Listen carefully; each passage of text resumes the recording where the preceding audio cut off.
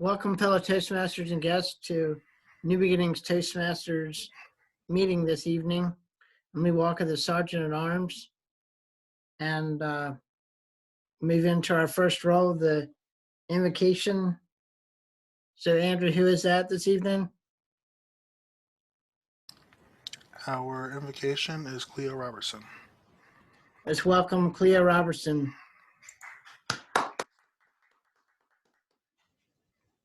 Greetings, fellow Toastmasters and guests. I'd like to start with a quote by Cicely Tyson. Challenges make you discover things about yourself that you never really knew.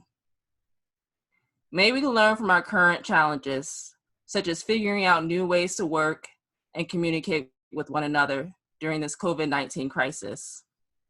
For me, I've learned how to structure my day so that I can retain a sense of normalcy in my day-to-day life. Another example, I'm learning all about WebEx and screencasting software so that I can provide virtual programming while I'm at home. May we continue to discover and learn new things about ourselves and each other as we continue forward. Thank you.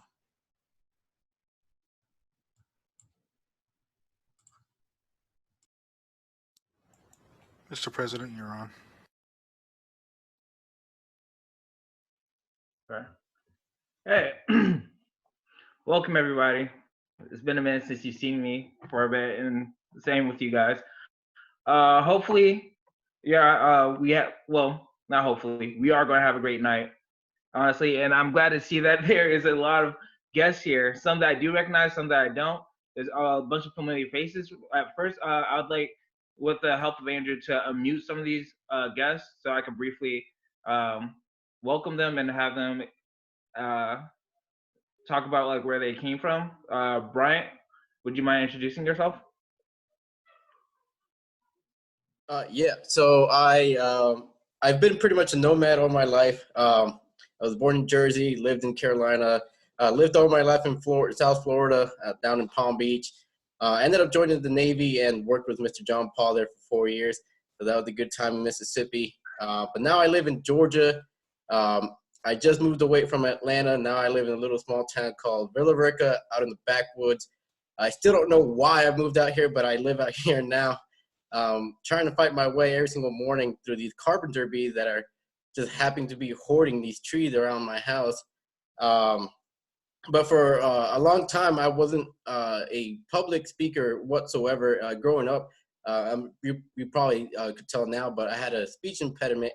I have a list that for a long time would be a obstacle that I have to go through when it came to speaking in public. But after a while of working through, I had a lot of mentors that would help me out, and I was able to overcome that obstacle, and I was able to start speaking in public. The only one thing I can't get, for some reason, a lot of people work opposite. They speak better in smaller groups, and they freak out there in larger groups. But I'm the total opposite. The more people there is, the better I speak. So in smaller groups, I get nervous. In bigger groups, I do fine. You can put me in a room with 500 people, but I'll blow through that public speech. But if you put me in the group with 5 people, I will freak out. But that's pretty much my story right now. I'm going through school, and I just finished, so I'm pretty familiar with Zoom here, but I do a lot of work from home. I just got through tax season, so that's one thing going. And I still haven't gotten my check too, so I heard that comment earlier somewhere. I'm sorry, I'll mute myself. But yeah, that's pretty much it. And thank you guys for having me tonight. And thank you, Mr. John Paul, for inviting me to your group.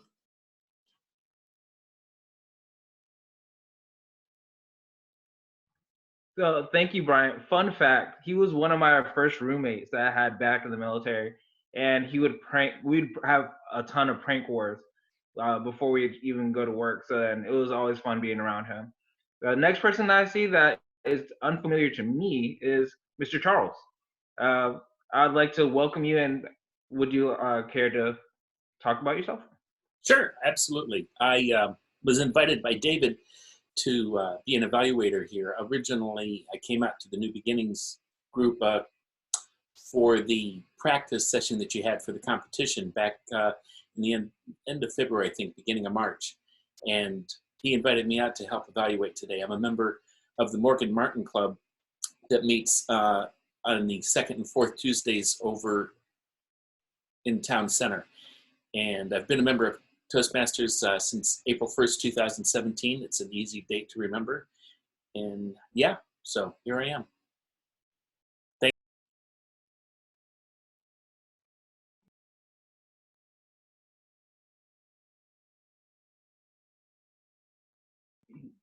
All right, thank you. Actually, I'm planning on visiting your club soon. Maybe like via web or probably in person when all this COVID stuff is over. But next person I see that's new is Zach Phillips. Would you care to introduce yourself?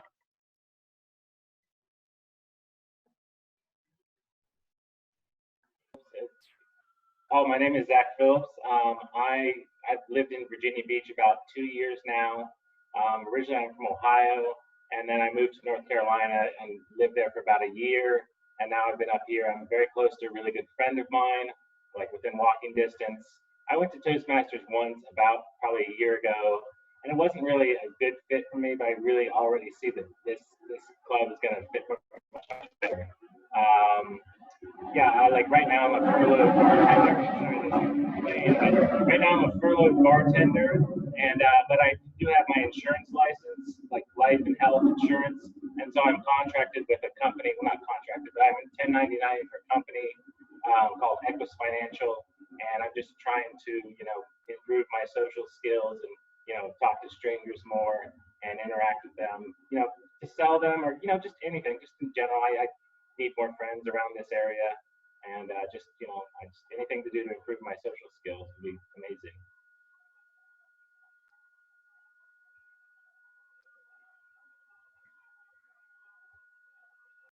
All right, and then the last person I see, where you at? Erica Tooks, or did I say it right? You did. Thanks so much. You got it right. Hi, everybody. Okay.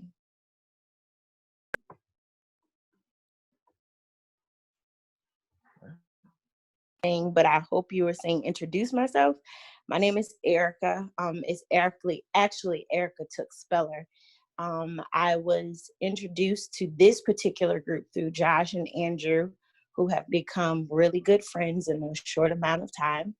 And I have been familiar with Toastmasters for years now because it's actually, there is a branch at my church, Garden Speaks, and I've been interested in joining, but never had the time because I was in full ministry there. But I'm interested in hearing what you all have to offer tonight. I appreciate you allowing me to be a part of the group. I'm a certified pharmacy technician, have been that for now almost 20 years. And yeah, that's a little bit about me. I just had twins 6 months ago, so go moms, and that's about it.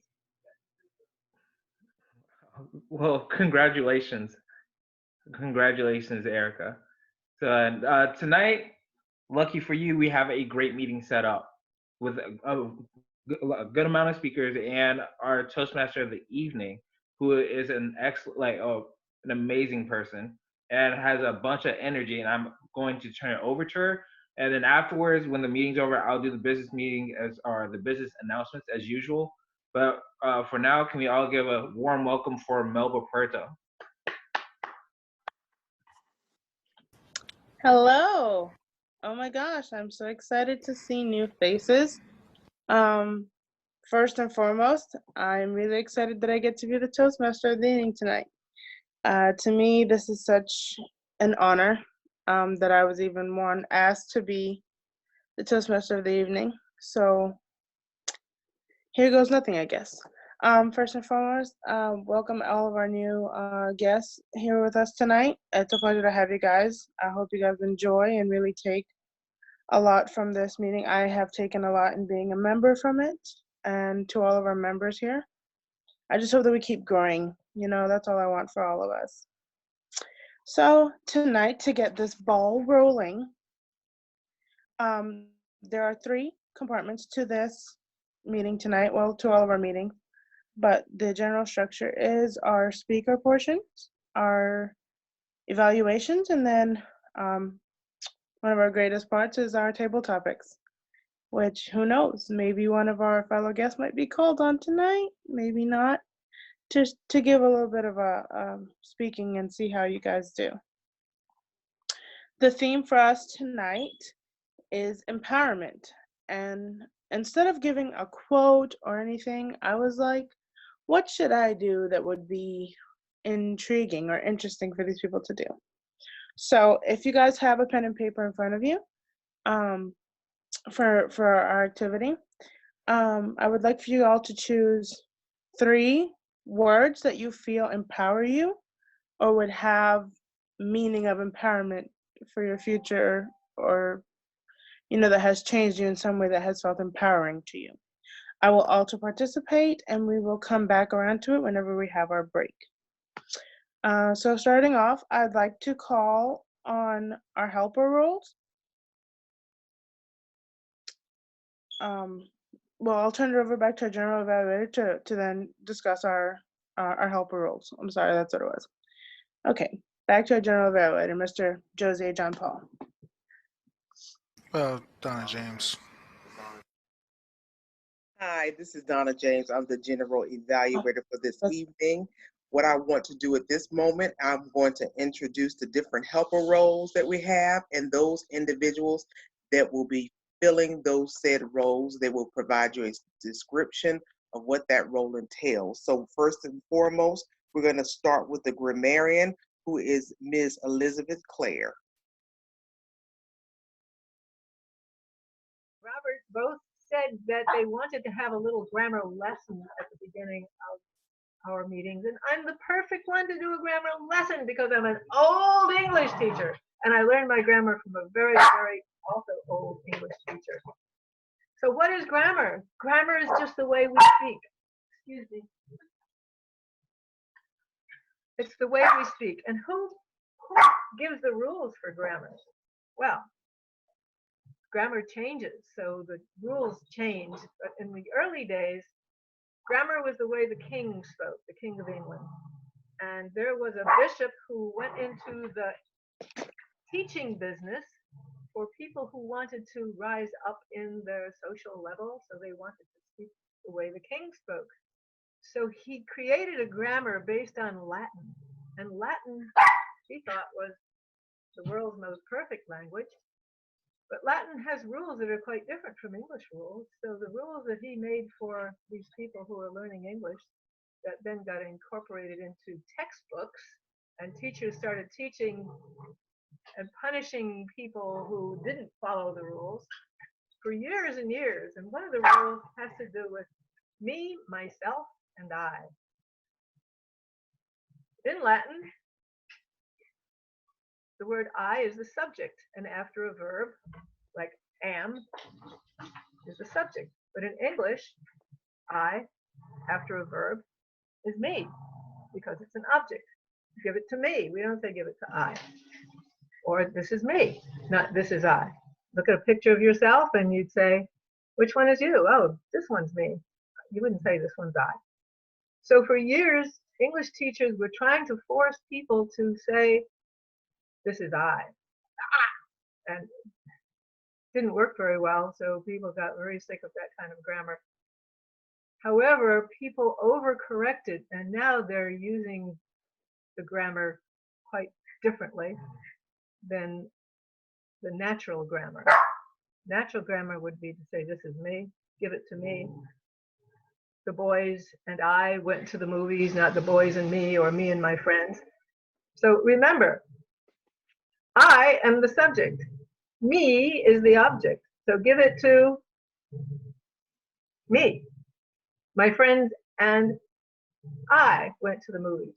I'll be listening for this particular grammatical point and all the other grammatical points that show up during the evening, and any fancy ways of saying things that you may come up with, and I'll give a report at the end of the meeting. Okay, thank you so much. Next role, helper role we have is the awe counter, and that person is Georgie Bacala. Jorni Bacala.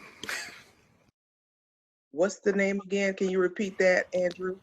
Jorni Bacala. Jormi Bacala. Excuse me. Jorni, Jorni. you're unmuted. Hi. Hi, Donna. Hi. Jordi Bacala. It's me. So the purpose of the AHA calendar is to know any word or sound used as a crush by anyone who speaks during the meeting. Words may be inappropriate interjections such as and, well, but, so, and you know, and So that's what I'll be doing tonight. Thank you. Thank you very much. Our next helper role will be Word Master by Jill Puerto.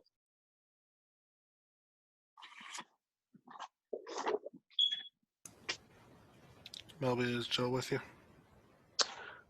1 second.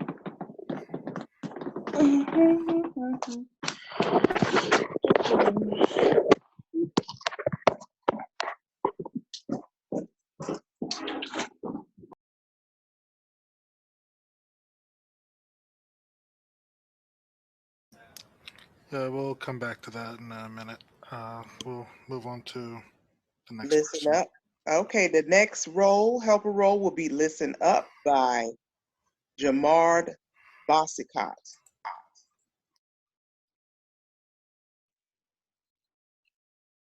You're on, Jamard. Thank you. Yeah, pretty much the listen up role is just I'll be listening throughout the entirety of the meeting and writing down questions that I'll ask in the end to see if everybody was paying attention. That's about it.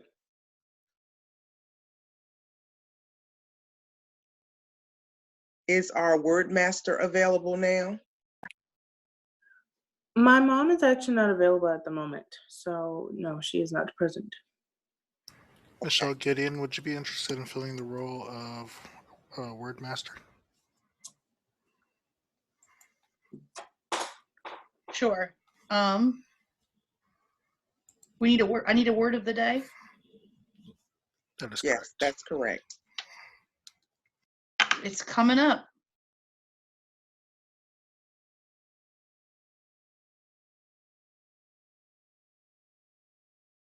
The word of the day is IWIS, I-W-I-S. It's an adverb that means certainly or obsolete. That's what Google says. Please put it in the chat so everybody can see it. Sure.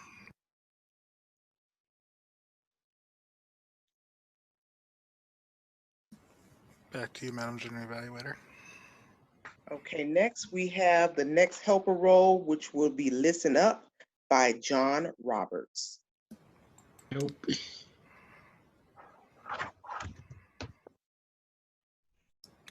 John, I just unmuted you.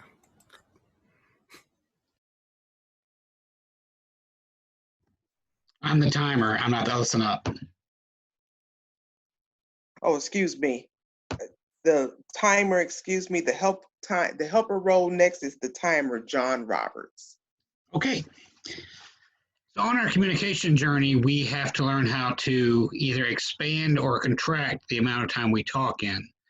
So I will be keeping time on all of our speeches and presentations tonight. Usually our prepared speeches are 5 to 7 minutes. So at the 5-minute mark, you will see the green card, and I'll try to fill the screen. At 6 minutes, the yellow, and then at 7, the red. At red, you have 30 seconds which wish to wrap up your presentation. For table topics, they are usually 1 to 2 minutes. 1 minute, you'll get the green card. 1 minute and a half, you'll get the yellow card. And 2 minutes, you'll get the red card, which you then have 30 seconds to wrap up the table topic. Madam General Evaluator. Thank you. The next helper role will be Topics Master by Tammy Adama.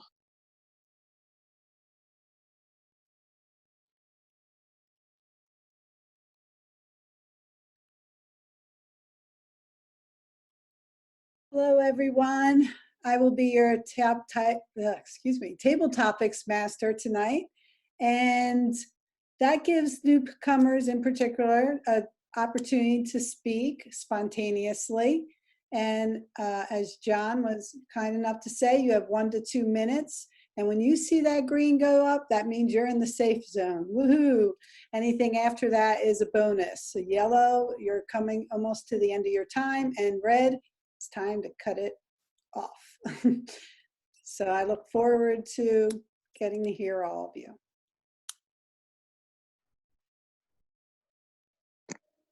And myself, I was introduced earlier. My name is Donna James. I'm the general evaluator. My goal and my job is to just assess the overall effectiveness of this meeting, to make sure to see if we're on time, to evaluate each different segment of this meeting, and just a whole overall evaluation of the meeting in general. So now that we've gone through the roles, I'm going to turn this back over to the to the Toastmasters of the Master of the Evening, Ms. Melba Puerto. Hello. Okay, now it's time to get into our meeting, and we are going to start with our speaker portion. Going on to our first speaker, Miss Jennifer Newman, who is working on her Pathways, Strategic Relationships, Evaluation, and Feedback. The title of her speech is Candy for Your Brain. A little bit of bio for our first speaker, Ms. Jennifer Newman. She states, during these trying times, it is good to take a mental vacation away from it all. This speech will outline one way millions of people are spending their free time. Please welcome to the lectern, Ms. Jennifer Newman.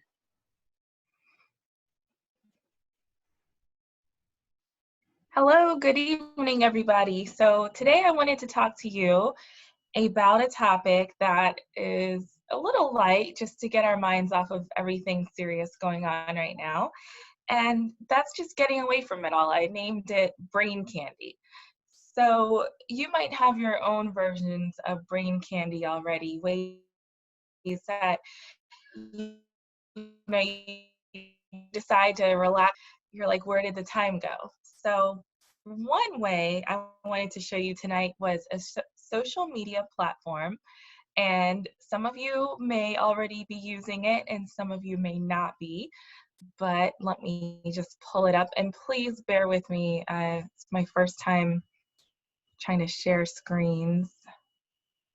Let's see. Here we go. And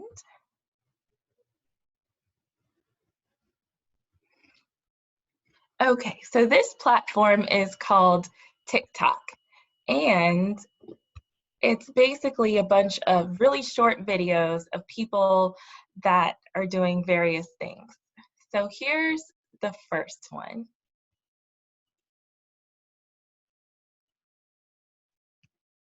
Let's just talk about your childhood, okay? Let's talk about your childhood. Let's talk about your childhood. Let's talk about your childhood. Let's talk about your childhood. Talking about my childhood isn't going to help us. So what was your childhood like? What was yours like?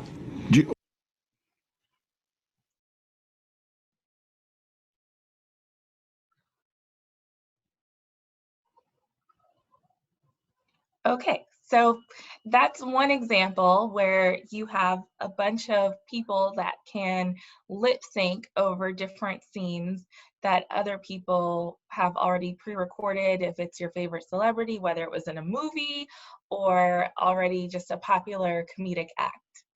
So I'd like to share another one. Are you guys hearing me okay?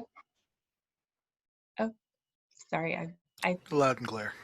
Okay, perfect. Okay, so this is a silly one, which basically is somebody showing off their juicer in their own homemade music video.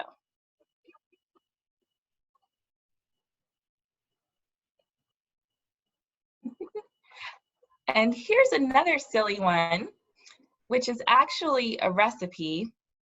And Your screen appears to be frozen. oh, okay. There we go. I had paused it, sorry. So on this one, this is a popular recipe that actually went viral during this whole coronavirus pandemic, just from this platform, TikTok. So here's the quick recipe.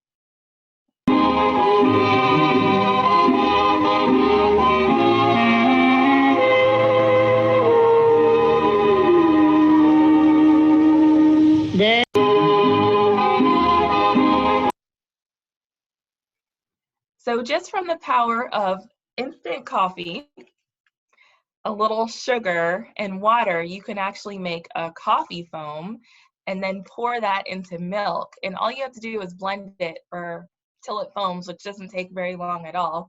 And it's really good and actually reminds me of one of my favorite Starbucks drinks.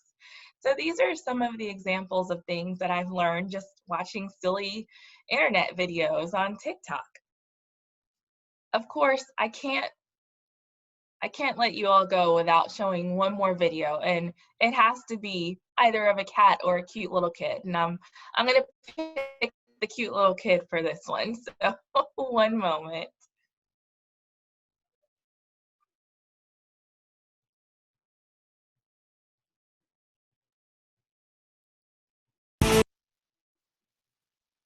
Can you say toe?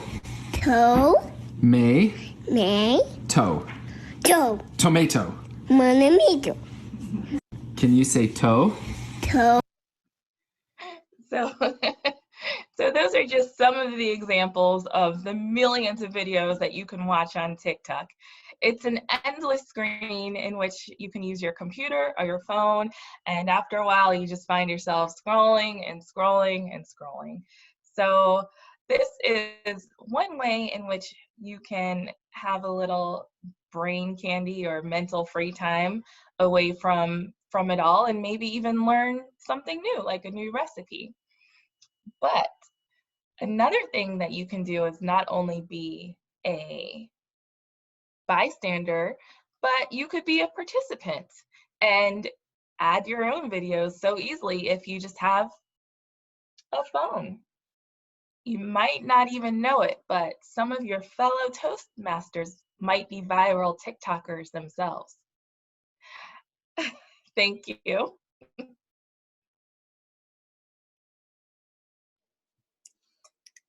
Well, that was very interesting. Thank you for that, Miss Jennifer Newman. I enjoyed that very much. Can I get a minute on the timer from our timer, Miss Elizabeth Clare?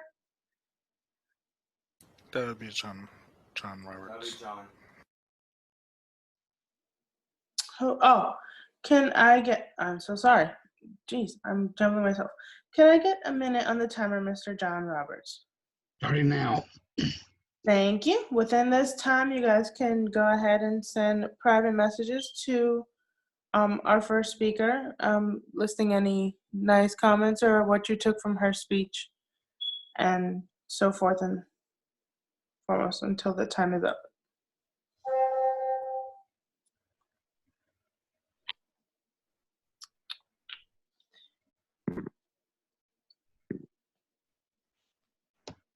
Oh, thanks.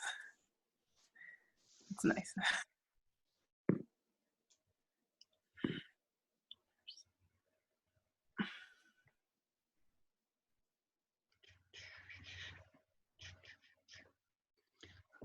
Yes, Elizabeth, what can I do for you? I have no idea. I've never gotten instructions on how to communicate with a person. I can handle that right now. So for those who want to send comments to somebody, you can right click on their video and you'll see an option that says chat, and it'll open your chat window and it'll allow you to send a message directly to that person. Thank you. 1 minute is up. Thank you so much. Now on to our next speaker. Our next speaker that we have is a person who's very interesting and means a lot to me. I have loved to see him grow, and I hope to continue to see him grow in his life and in the decisions that he made, that he has yet to make. Our second speaker tonight is Josh Puerto, none other than my brother. He is on his Pathways Motivational Strategies L1, researching and presenting. Josh Puerto has been a member of New Beginnings Toastmasters for 10 months and is finally working on completing his level 1 of motivation strategies with his research and presenting project. He is a devout Christian, loving brother, and a very proud father. At 25, he has more experience in life than a combat veteran. And today he intends to share that with you. Please welcome to the lectern JP2, giving a speech titled A Study of Alcohol and Drug Addiction. Level 1 Research and Presenting.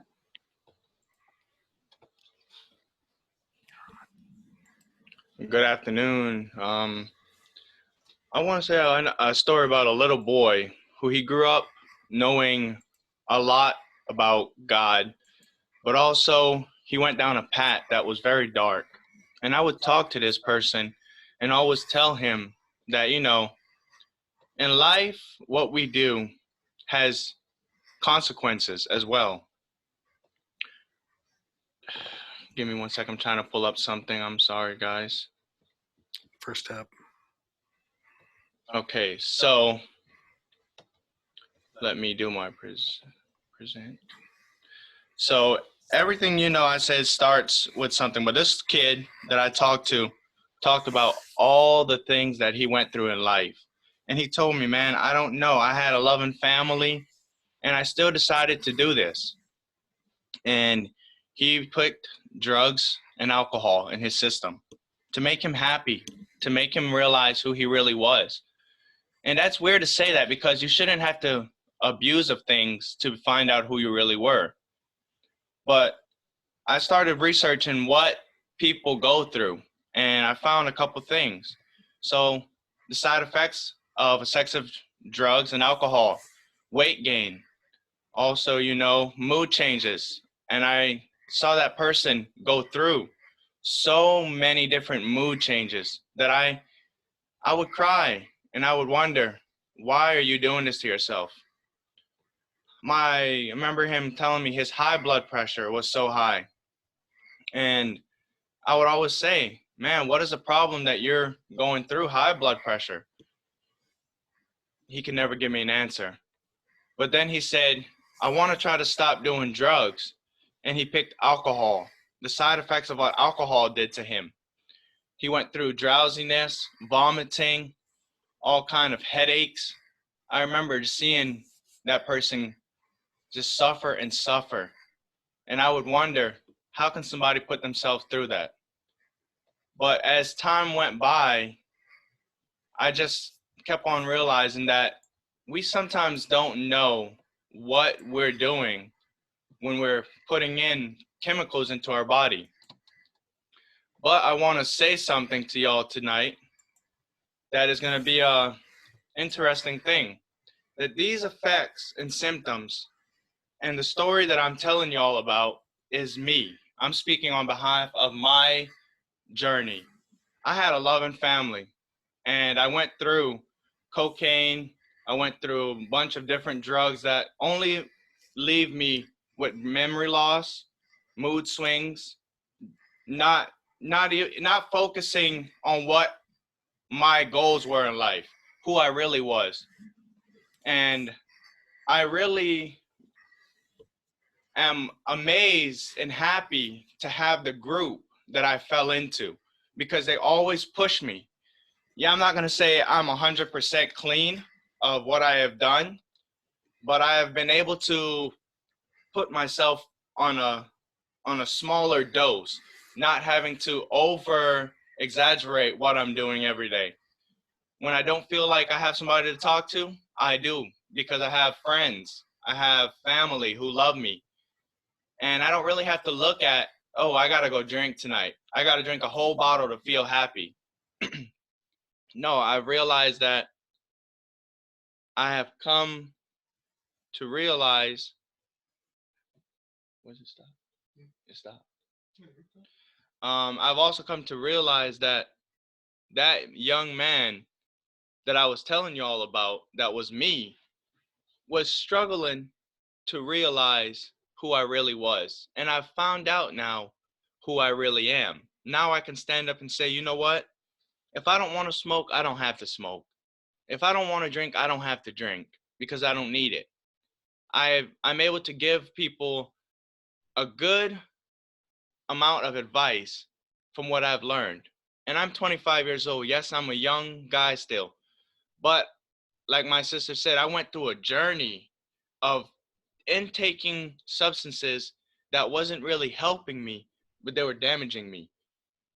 But I also got something out of that damaging me. I found a group that supports and helps me when I need help. When I say, hey guys, this is what's going on, they're like, Josh, don't give up. And I've pushed this research project aside for many, many days and months and says, I don't want to do this because I really didn't realize who I was. But I was talking to my friend Andrew Bullock, who I said, Andrew, I have no clue of what I'm going to talk about. And he said, Josh, imagine doing something on what you have been through in life.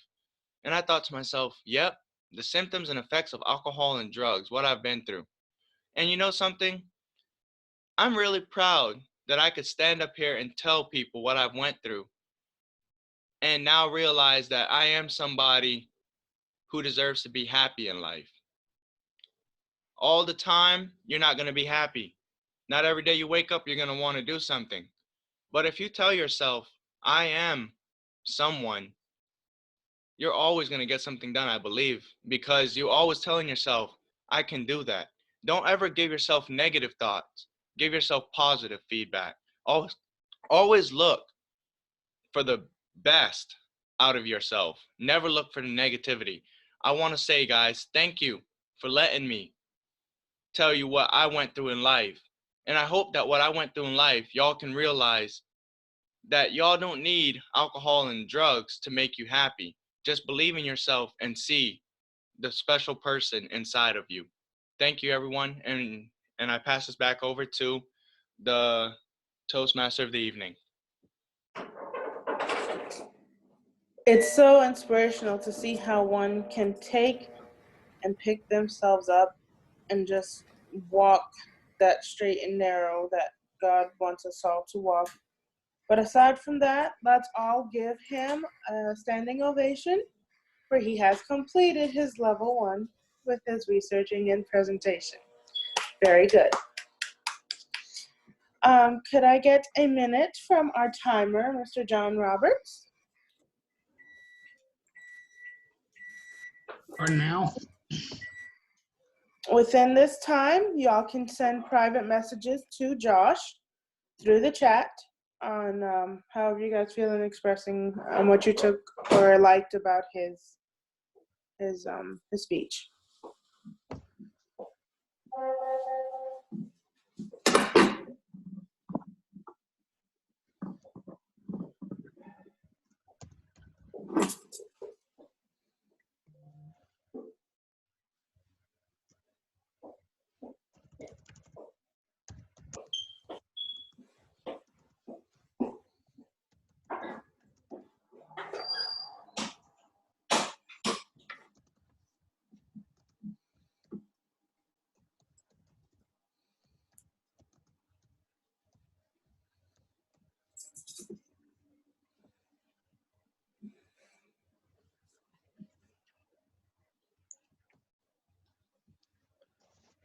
That's 1 minute. Thank you, Mr. Roberts. Tonight is Mr. Harry Harmon. He is working on his Pathways Dynamic Leadership L3 elective using descriptive language. His title that he's bringing us tonight is A Walk through the neighborhood. When I saw his title, all I could think of was like, Mr. Rogers' Neighborhood. Wonderful day in the neighborhood. But an intro for Harry. Harry is speaking tonight, and he is going to present using rhetorical devices such as similes, metaphors, and alliteration.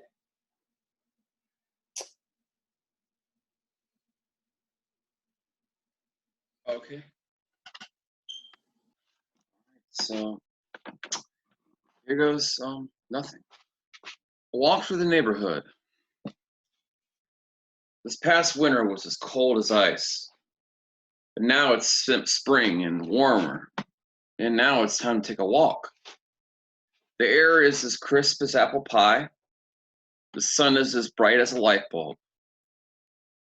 I walk past my neighbors' homes, and the stench of rotten food tells me it's trash pickup day.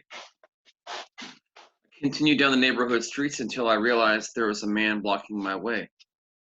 He is a big, bulging blonde bum who is continuously burping. I swerve out of the man's way, and he just starts laughing for no reason. I pass the bum only to see in my way a petrified, plump, pale person playing. I again walk past this person. I hear the sound of children singing an old song. Watch me whip, watch me nay-nay. Silento, silento. What a bad song that was. I next see a man sitting down on the sidewalk in my path. He is a big, buck-toothed, big-headed bozo. I again walk out of this individual's way. I was sitting this close to my house, and my walk neared its end. A car that was as fast as a leopard came speeding down the road, nearly knocking me down. Startled, I was happy that I had a ride home. What an interesting walk I had today. Miss Toastmaster of the day. That's it.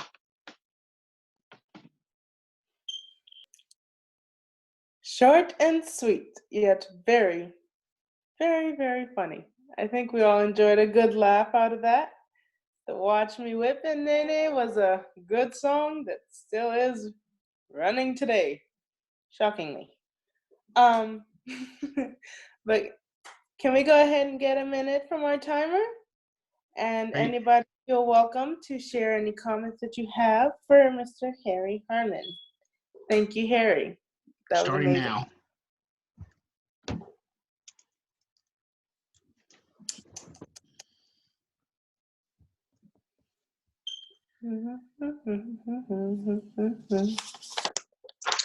Doo-doo.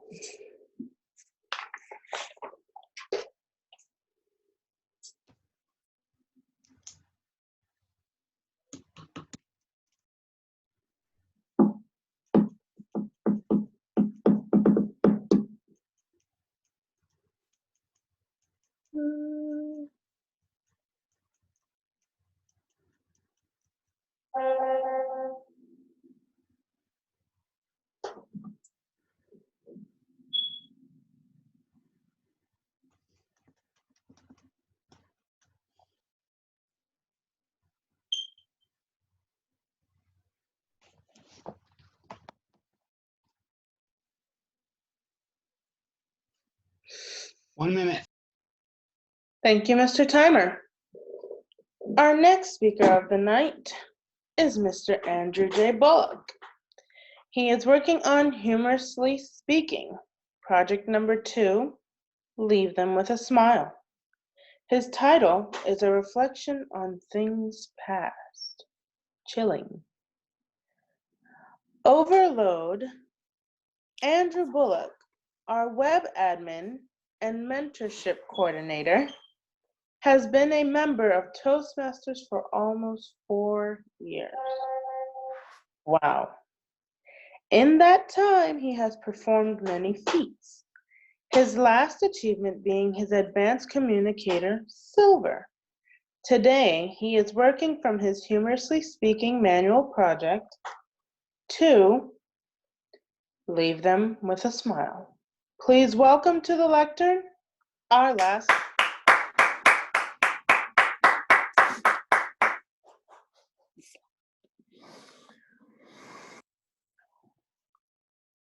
We all spend time thinking about things we've done in the past. I do all the time. And it's not just things that I've done, it's things that I've experienced, good stories, stories other people have told me. I like to share. I'm a very sharing person.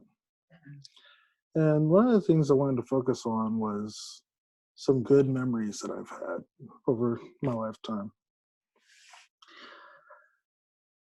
I've talked about my brother all the time and how he spent a lot of time doing crazy things to amuse himself more than anyone else, and we all get a good laugh out of it. But even he experienced some times that were definitely worth sharing. One of the last jobs that he had before he passed away, he worked as a janitor. And in the building that he cleaned, there was a facility within this building. There's several offices. And one of these offices was run by a bunch of doctors and nurses, mostly women. And he usually went in there, cleaned up everything, mopped the floors, resupplied the bathrooms, and then he was out.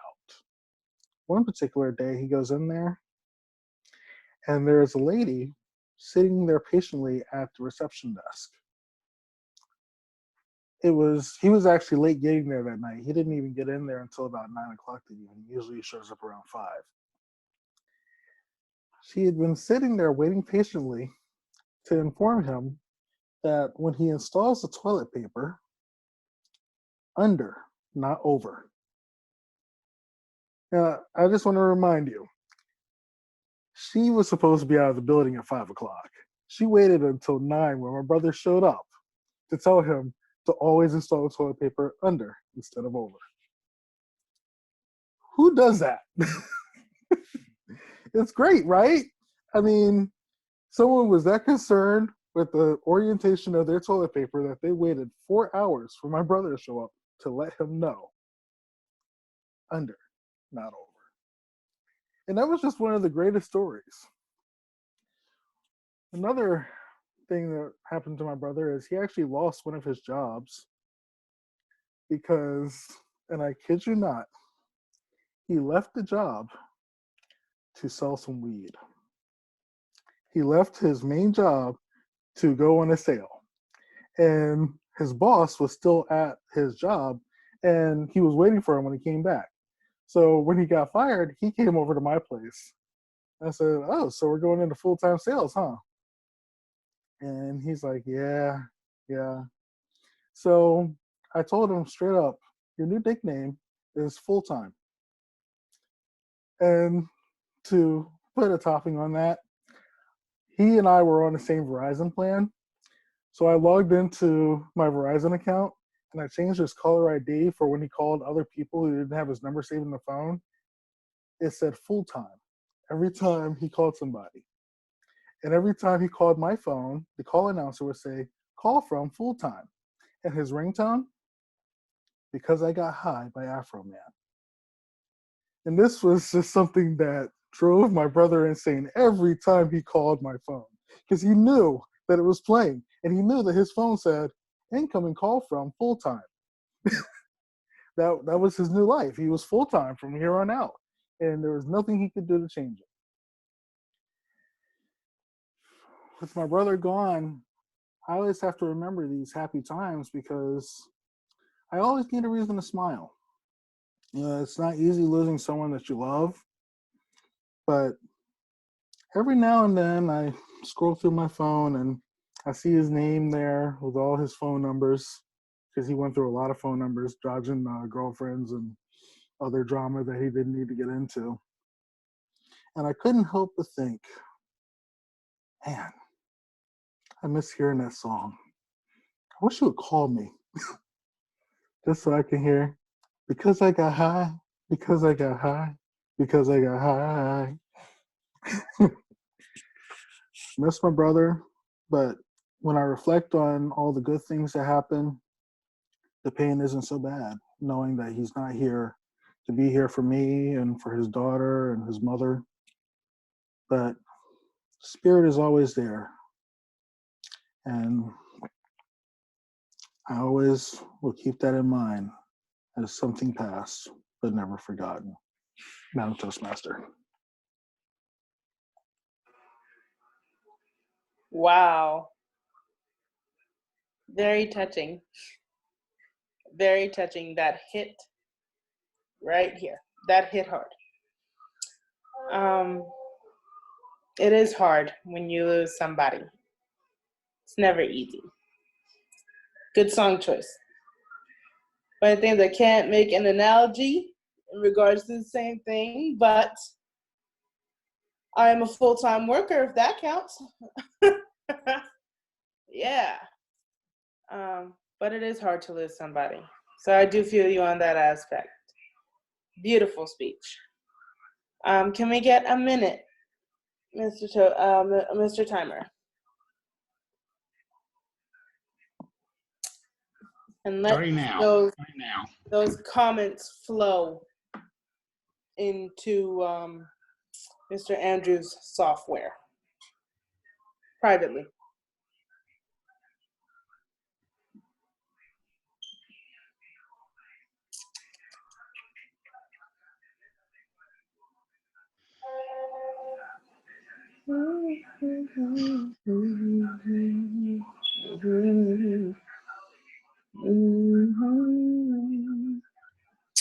Good job.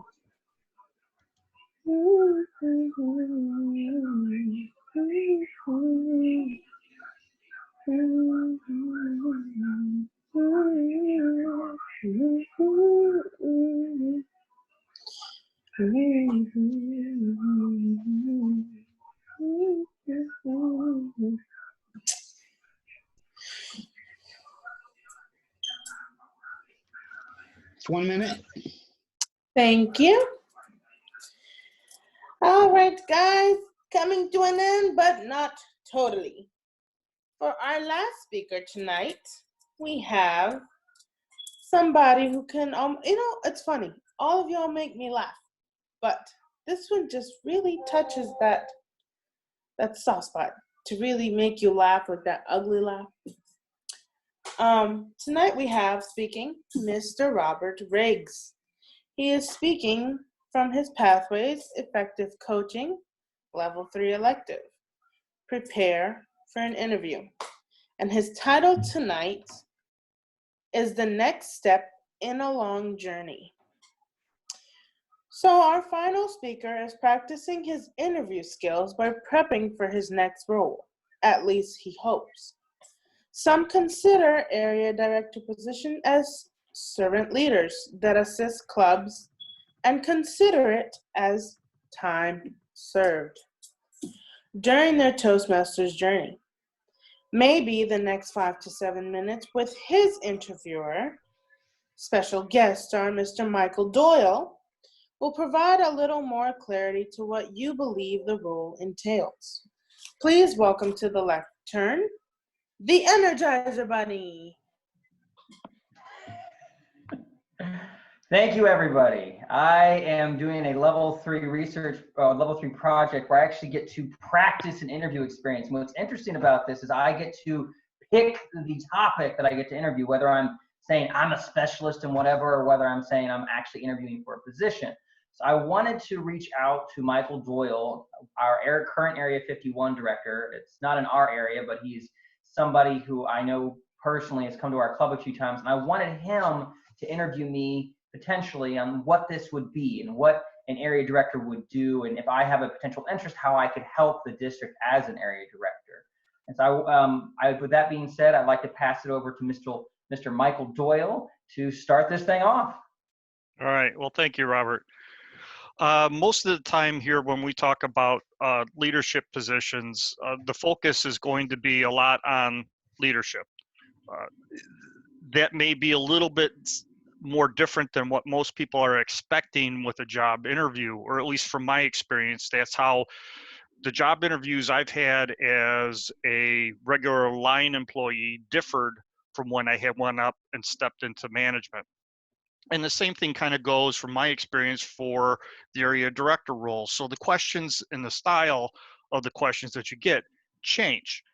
So the questions that I had picked for Robert tonight majority of them are from my area director discussions that I had, and also the last position that I had interviewed for, which was a leadership position. So that's where we're kind of going. So the mode with the questions with Robert are not on his physical abilities and what Robert can do, but more how can he motivate others. So without further ado, first question, Mr. Riggs. Yes, sir. What qualities do you possess that would make you a good area director? At the very beginning of this meeting, Melba asked us to write down 3 words that empower us. And my 3 words are tenacity, integrity, and sagacious. I think those 3 words empower me because I feel like they represent a lot about what I do and what I convey to others. I feel like I'm somebody who is an Energizer bunny. I'm very tenacious. And I also want to help people become as excited as I am about their Toastmasters experience. In addition to being super energized and excited, I also want them to go through that process with the utmost of integrity for themselves. So it's not just, oh, did you check that box? But it's also, did you perform that to the best of your capacity? And did you want to become a better individual through that process? How did you meet your own standards, even if they're higher than what was met within the minimum requirements? And finally, sagacious. That word to me is something I'm trying forever to obtain. It's wisdom. And as a leader, those 3 words empower me because they are a constant reminder to try to exude that to others, to try to go out and help others become the best that they can be. So with each club is its own personality. Each club is its own person and own group of people. The people are the club, not the building they're in or anything about it. So you want to find a way to have those personal relationships and help them discover what their 3 words are that motivate them to become the best they can be. Okay, thank you, Robert. Can you provide me with an experience you've had where you've needed to motivate a team to perform an initiative that was not popular, and was it successful? When I was the VP, my very first year as an officer, I came to a club that had been successful in a lot of metrics in the past, but I also noticed we kind of gotten a little, resting on our laurels. And I discovered that because of that, we could always meet President's Distinguished and we didn't have to try very hard. And there was a lot of people in there who were just there to make it a social club. So I was thinking to myself, well, what if we started motivating ourselves internally? What if we started becoming more engaged in what we could do with that club? As I moved more into my role 2-3 months in, and I got really comfortable being the VPM, I also started doing some schedule stuff. And I found different ways that I could reach out to individuals and motivate them to do the unpopular thing, which was do more. It's not just a social club, it's an actual environment where you get to learn and grow as well. There's 2 parts of this. There's the friends that you have, it's fun and friendly, but it also, you're supposed to be empowered and grow and become that better person. So it was both parts of that. And I can say the biggest initiative that was controversial in the very beginning, we said, right now we're meeting 2, maybe 3 times a month. I was, from the first 3 months, and I was like, you know what, we should do weekly meetings. We should do weekly meetings. And it took 6 months and a lot of convincing and a lot of growth, both in terms of membership and individual growth over the time. But eventually we got to a point where the club was like, you know what, screw it, let's do it. Let's do the weekly meeting thing. And there was a lot of lessons learned for me along the process, both in terms of, am I being too pushy? But I found out in the end, people want to grow, but they want to be helped along that process. You got to do it within their own time and pace. And eventually, it may not happen today, but eventually one day, 6 months, 12 months from now, people will become organically who they're supposed to be. All right, good. Thank you. There's a difference between coaching and mentoring. Can you provide me with an example where you've acted in each one of those capacities? I can say currently that I am a coach of a club. It's in the Garden Speaks Club. I apologize, don't even see my mind. I'm a coach of Garden Speaks, and I find that that name isn't always accurate, because to me, a coach is somebody who's like a baseball coach. Is, you know, well, if you want to be a better pitcher, you gotta do this, this, and this. Oh, so you're doing this. Show me the curve. Okay, now if you're gonna be okay, try that. Okay, now you have to do this different. There's definitely been situations with individual mentor environments where I've helped people as a coach, where I've worked them along and said, okay, let's sit here for 3 hours. I'm going to run you through every detail of your speech. You're a target speaker. Let's spend 3 hours, and I would run them through that speech over and over again. And every single time I heard it, I would pick apart. And I would do that with every little thing. That to me is more of a coaching environment. And with the Garden Speaks, I found that I had a lot of times I was working with individuals and I didn't want to coach them. Instead, I wanted to mentor them. I wanted to encourage them to become who they wanted to be at their pace. I wanted to help them along with their process. I wanted to be their friend, and I wanted to see where they wanted to grow, and I wanted to facilitate that the best I could. And I've tried to take that approach as much as I can with the Garden Speaks. So for me, club coach doesn't actually accurately define what I'm doing there. For me, it's more of a club consultant. Some people would say that's more of a mentoring process. I think for each individual, it's different. Some people need a coach, some people need a mentor, but having the wisdom to find that difference is ultimately what will give you the most results. Okay. All right, cool. All right. Can you explain to me a time where you led a team to resolve a technical issue? And technical doesn't have to mean you welded parts on a board. I'm looking for something where you had to resolve a complex issue. The best example I can give within Toastmasters is when I was the educational chair for the WLI in the winter of 2018. What was complex about that is we were going to a new facility, and that new facility had all these gadgets and doodads, and you can even go on a room and be like, oh, at this time you have this trainer, and there was their name, and it was awesome. And then the next hour you were going to have this trainer, and that was their name. And so we had all these fun, crazy technological things, and we had this massive area with this professional suite where it was almost like being on the Google campus, where you'd have this keynote speaker and we could record their lectures and do all sorts of crazy stuff that we never had available before. So I had to match that environment, that set of logistics that was new and fun and a lot of playthings with how do we create the best educational experience and how do we get the best speakers for this and do this. So there was a lot of scheduling and coordination. And once you even got that under wraps, there was a lot of facilitation. I would say that I probably talked to somewhere between 60 to 80 people between trainers, facilitators, people who were helping with logistics, just random helpers, picking up packets, doing this, that, and the other. There was so much coordination. There was 2 or 3 months of development that went into this whole process. And I realized I was putting a lot of my time and effort in, but it was also working with others that helped reduce that and brought us all together and said, we want to put the best product out there. I can be the most energetic. I can help everybody as much as I can, but putting it together as a team, help coordinate everything and resolve the issue was putting on the best show and the best educational experience we could. All those moving parts coming together. It was really a trial by fire experience, but we got glowing reviews and we were happy. It's funny, when we had a meeting afterwards, the closing, after the whole experience, that closing meeting that says lessons learned, it was the district director literally came on the call and said, you know what? You guys had a really good meeting and you're nitpicking perfection. You're trying to make perfect the enemy of really good. So just accept the fact that you hit a home run and get over it. So we were very happy, and we were happy that the results proved themselves. Great, great. All right, and my last question for you tonight is going to be, can you provide an example of a time where you had a direct report that had more career experience than you, and how did you establish a rapport with them?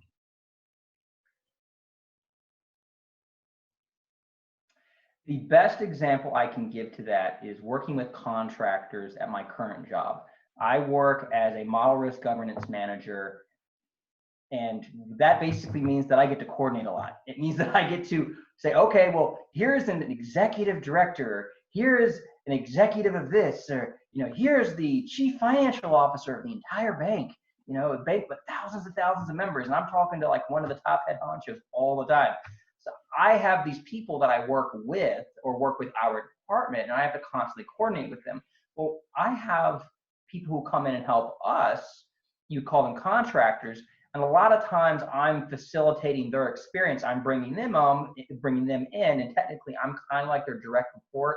We've hired them to come in, and I'm the governance manager, so they're immediately, if there's any issues with their ability to get to places or do things, I'm the one who's supposed to help that experience. If there's any issues that we're experiencing with them, I'm supposed to be like, okay, you're not supposed to do that, you're supposed to do this.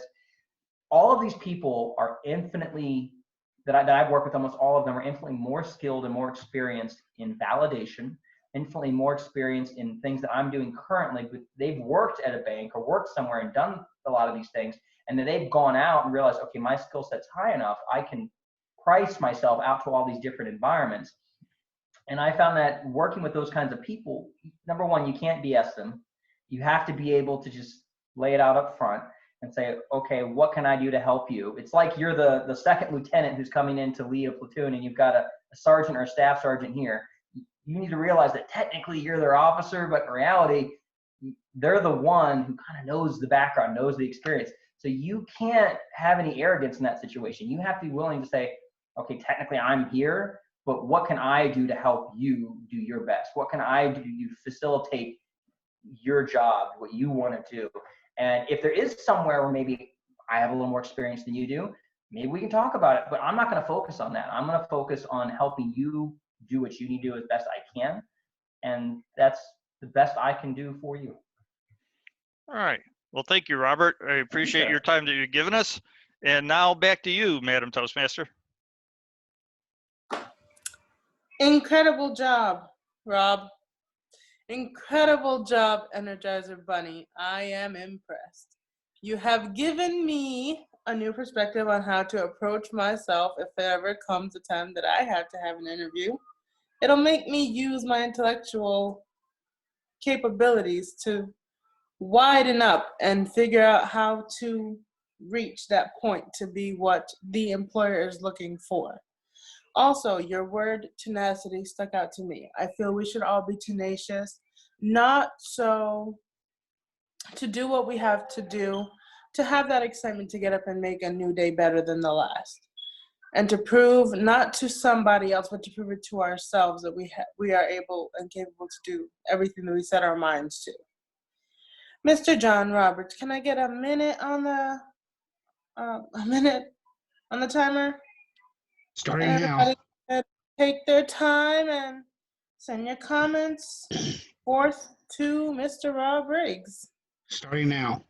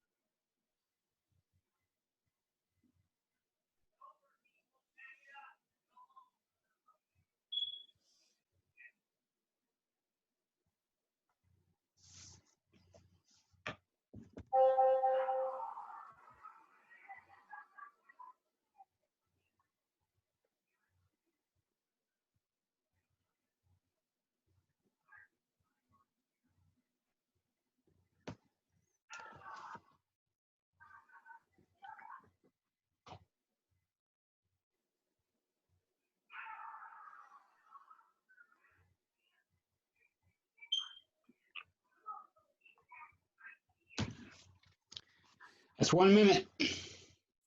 Alrighty, I feel a break underway, but before we go into our break, can I get a timers report for all of our lovely speakers that we had tonight? Sure thing. Our first speaker, Jennifer Newman, her speech was 55 to 7 minutes. She spoke for 5 minutes and 15 seconds. Josh Parker, our second speaker, 5 to 7 minutes also. 6 minutes and 28 seconds.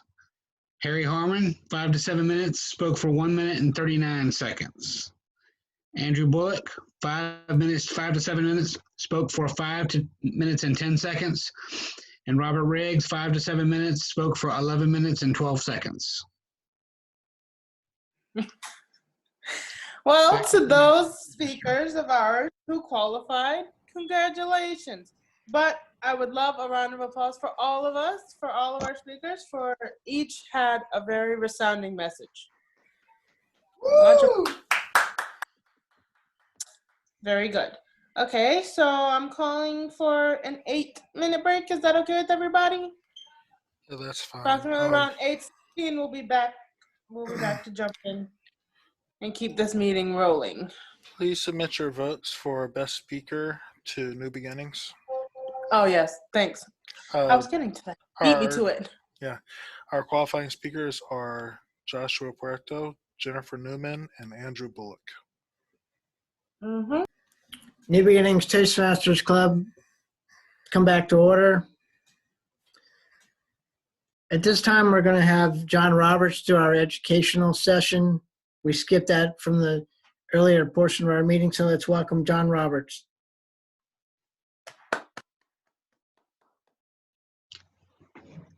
Thanks, everybody. David Marshall, your Vice President of Education, called me last week and asked me to do an educational moment. And then he said to base it on positivity. So he asked me this, we're in the middle of a global pandemic, the unprecedented economic slowdown, unprecedented unemployment. Thanks, David. So I thought about it, and what I could associate this with staying positive in this situation is something called the Thule fog. I'm going to put this in the notes, in the chat. Thule fog. It's a weather anomaly that happens in the San Joaquin Valley in California near Sacramento. And it's a fog that appears between November and March of every year. And this fog is really thick and it's hard to navigate through. But what people do when they go out there is they basically go as far as they can see. Sometimes the visibility is as short as 50 feet. So they travel 50 feet and let another 50 feet open up. And then another 50 feet and another 50 feet open up. So right now, when we're sitting looking ahead for the rest of this year, not knowing where things are going and how things are going, where it's going to come out, don't worry about what's next. Just worry about what's now. What can you do right now to go that next 50 feet and then 50 feet again? And that way you can stay positive, not worrying about so much in front of you. Do I turn it back to you, Lee, or back to the Toastmaster?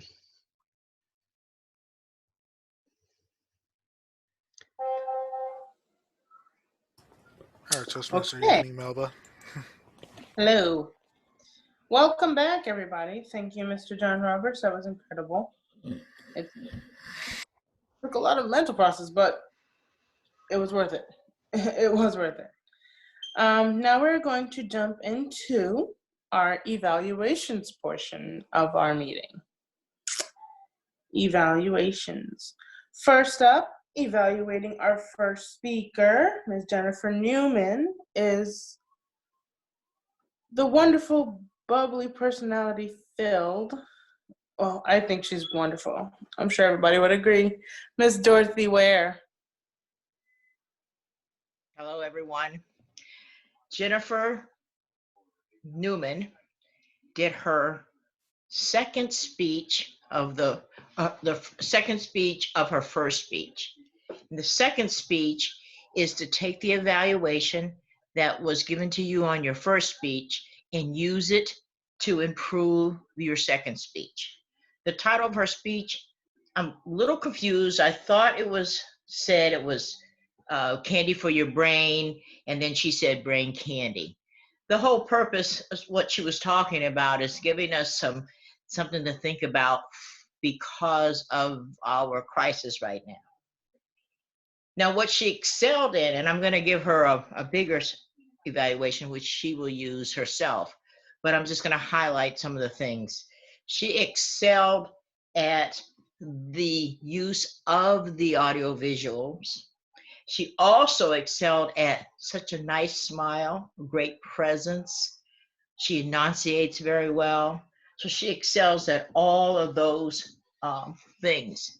She also excelled at giving us 2 or 3 things to think about to help us get past this or get us feeling a little bit happy through our crises because of this COVID-19. What she could work on was putting a little bit more substance in those slides.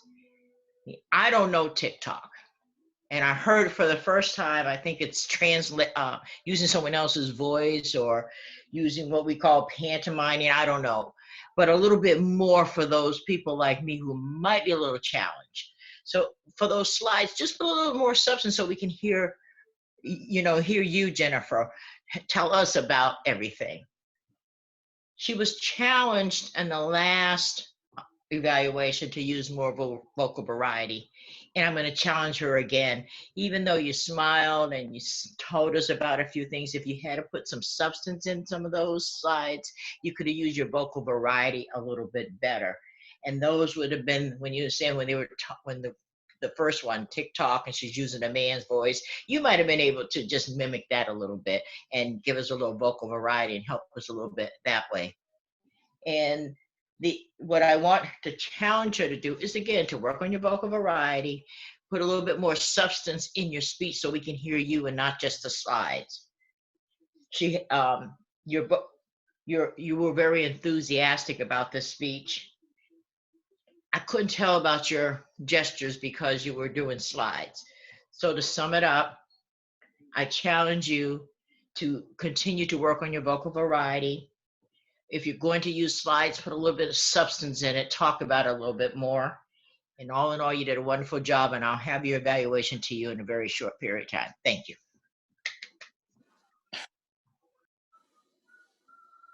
Very good.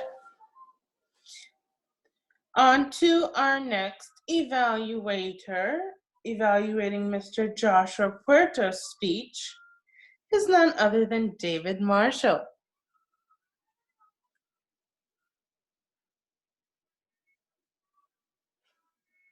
You're muted. Hello, everyone. There we go. I am evaluating Joshua Puerto's speech, and he's working on motivational strategies. He just finished his L1 research and presenting, so big hand clap for that. He did a fantastic job on his research and presenting project, and I could tell he had great volume, very clear speech, and very knowledgeable about the subject. Obviously, it's something that he's very passionate about.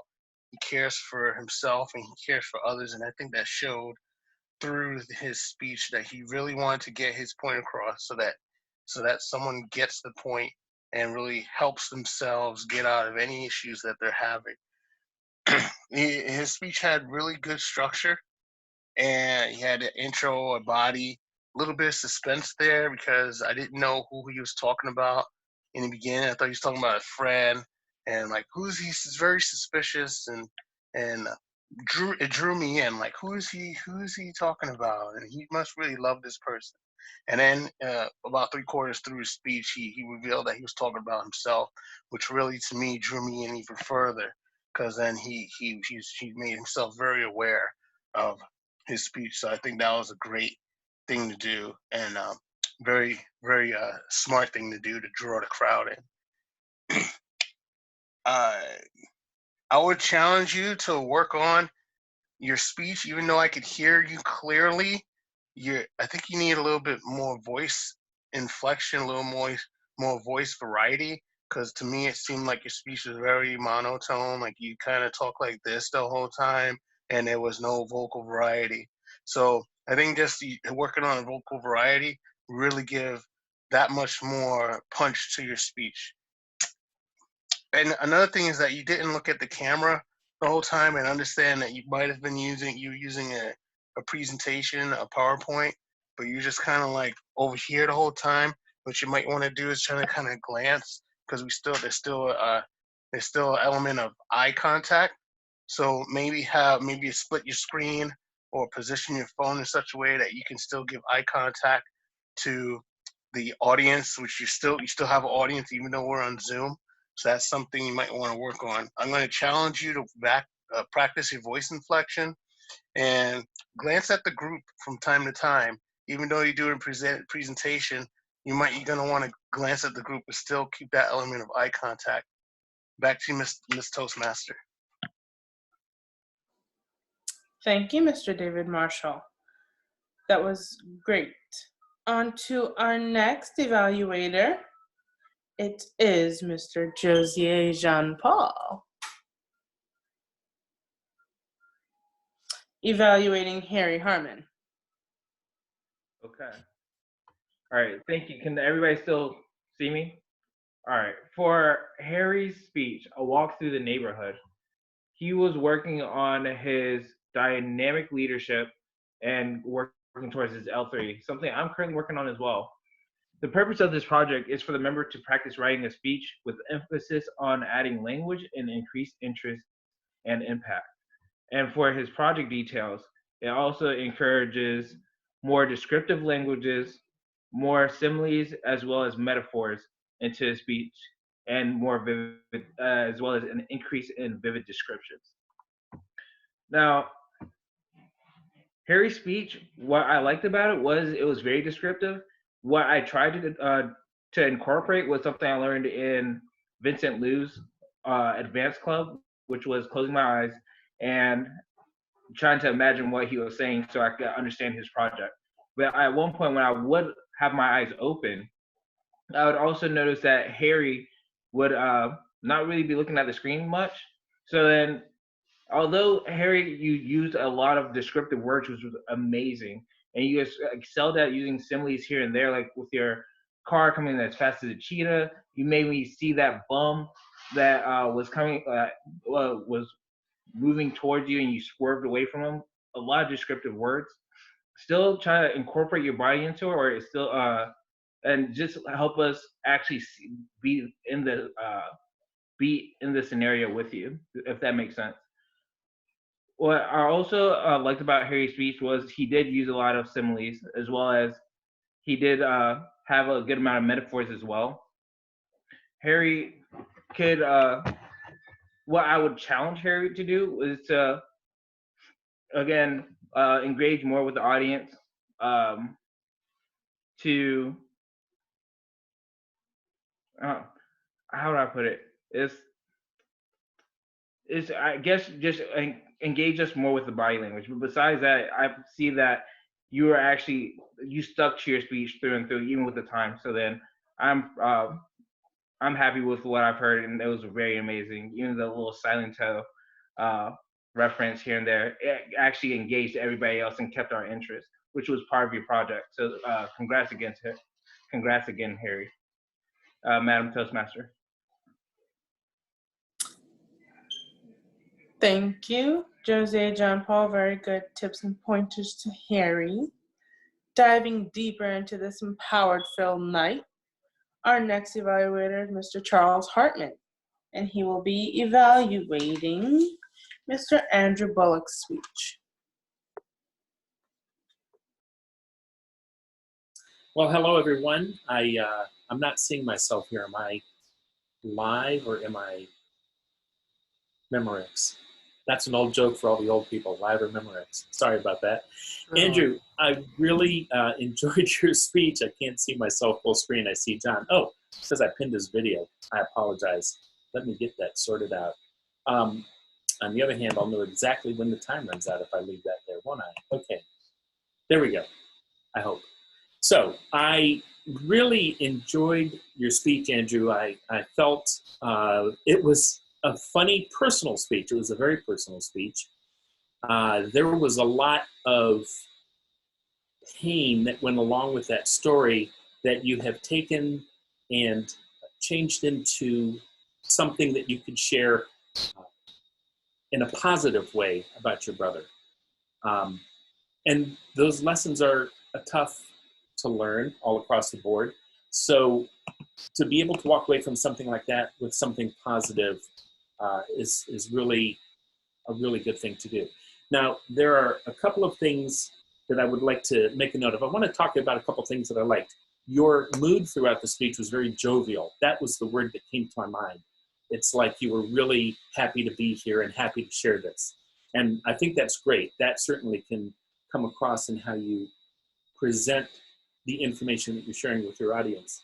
And like I said, you took something that was really a very negative thing in your life and you brought it around as a positive sharing experience for people.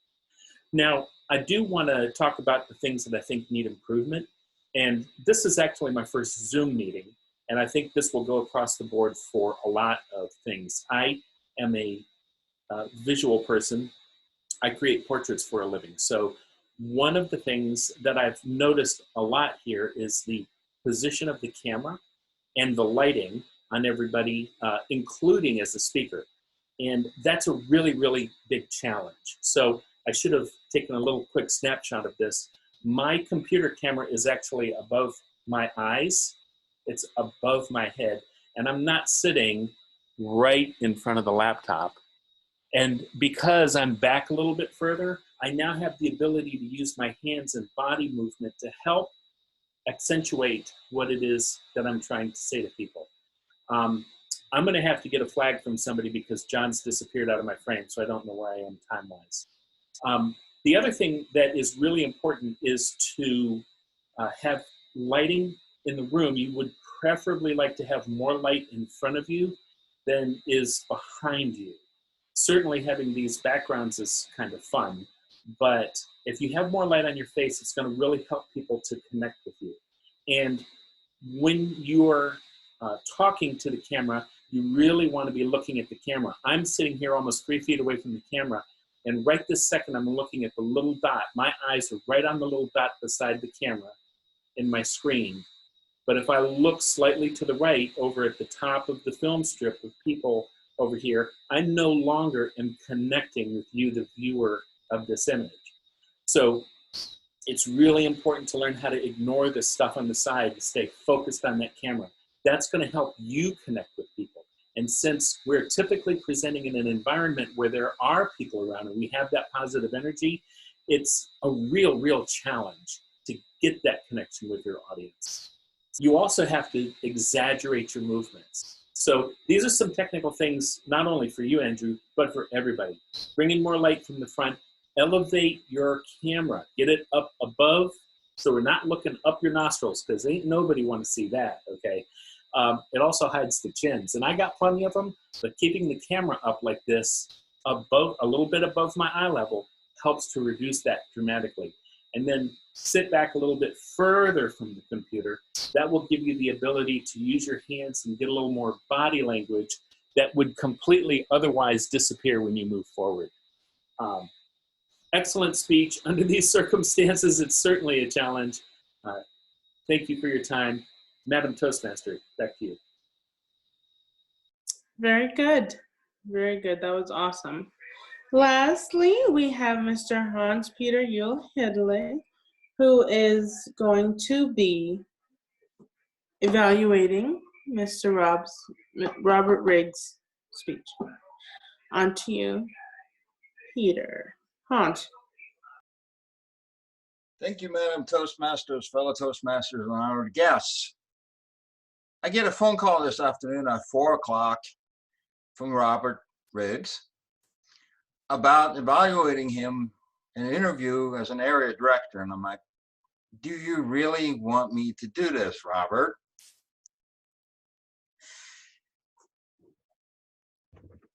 What Robert was doing in the interview was to show poise. Robert always has poise. That is one of the best and most amazing characteristics of what Robert, whenever he does a speech, he always is present. And even tonight, he got dressed up in a suit and a tie, although he's probably been working at home today. So but then the question then becomes, did you actually put on the pants too?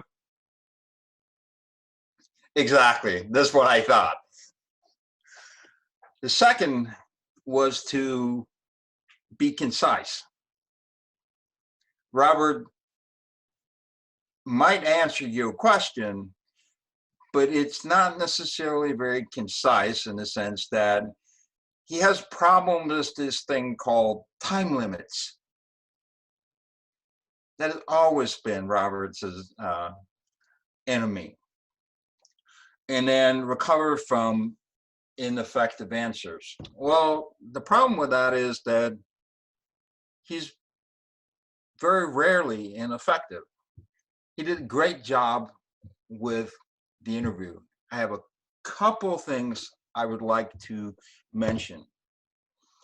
On your second question, provide an example of crisis management. The answer in itself was great. However, you used two words in there that could detract from it. You used the phrase, screw it. Depending on the audience, what that may or may not be appropriate. I'm sure you could have probably thought about it and chosen a better phrase than that phrase. And then explain a time when you solved a complex problem. I like that, except for related back to Toastmasters. That are the only two things that I really thought that you could have done better. However, does not in any way detract from the fact that you made a great interview. And if I had anything about you becoming an area director, I would, because I was one, not a particularly good one, but I have every faith that you will be an awesome area director if you so decided to do that job. Madam Toastmaster. Round of applause to all of our evaluators. You all did really well. Can I get a timer's report on our evaluators? Mr. Timer. Our evaluations today should have been 2 to 3 minutes. Dorothy Ware was 3 minutes and 3 seconds. David Marshall, 2 minutes and 40 seconds. Jean-Paul was 2 minutes and 31 seconds. Charles Harmon, 4 minutes even. Hanjul Hildy, 3 minutes and 6 seconds. Awesome. Two things. One, can we get a standing ovation for Mr. Harry Harmon? He has completed his level 3. And we are about to jump into one of the most exciting parts of the meeting. It's probably everybody's favorite part because you get to hear people rant on for about 1 to 2 minutes about, impromptu feelings of how they feel when asked a question on the spot. But before we jump to that, can we get like a small bit of time? Back to the activity. I would like to hear a few of your ideas for words of empowerment.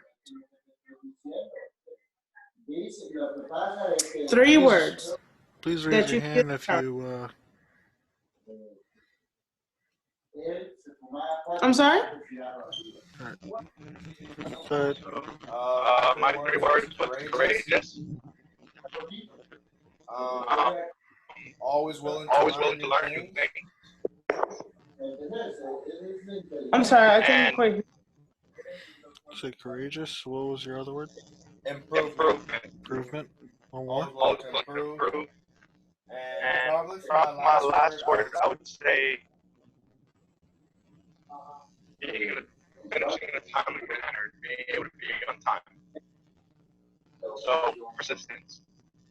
Very good. Jamard, I saw that you had your hand up. What are your 3 words? Yeah, my 3 words are consistency, because I would say for me, that's my greatest weakness. And I know if I'm consistent, there's no way I'm not going to achieve the goals that I set for myself. Focus, because I'm easily distracted, and passion, because that's the driving force behind anything you're trying to do. Anyone else? Donna James, you're on. Yes, my 3 words would be confident, focused, and persistent. Very good. Anybody else who would like to share their 3 words? Because I'd really love to hear from all of you guys. But I guess we could like get any others. I got David After, but and then JP. Okay, David. David, you're unmuted. My 3 words were driven, desire, a strong desire to move forward, and love. Beautiful. Mr. JP. My 3 words is forward, patient, and quiet. Very good. I would like to share with y'all one more my. with Charles. Oh, sorry. Here we go. Okay, Charles. Okay. My 3 words were empathy, choice, and love. Awesome. I will share my 3 at the end, but now it's time to dig deep for what we really came for. It is now time for table topics. And I will now pass this over to our table topics master, Miss Tammy Adama. Oh, let's have some fun. I decided to do something a little different for table topics. So I'm going to share my screen with you here.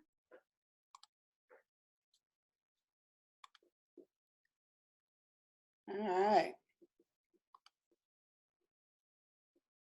Everybody see that?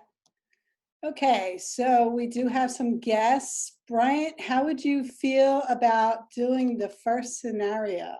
Oops.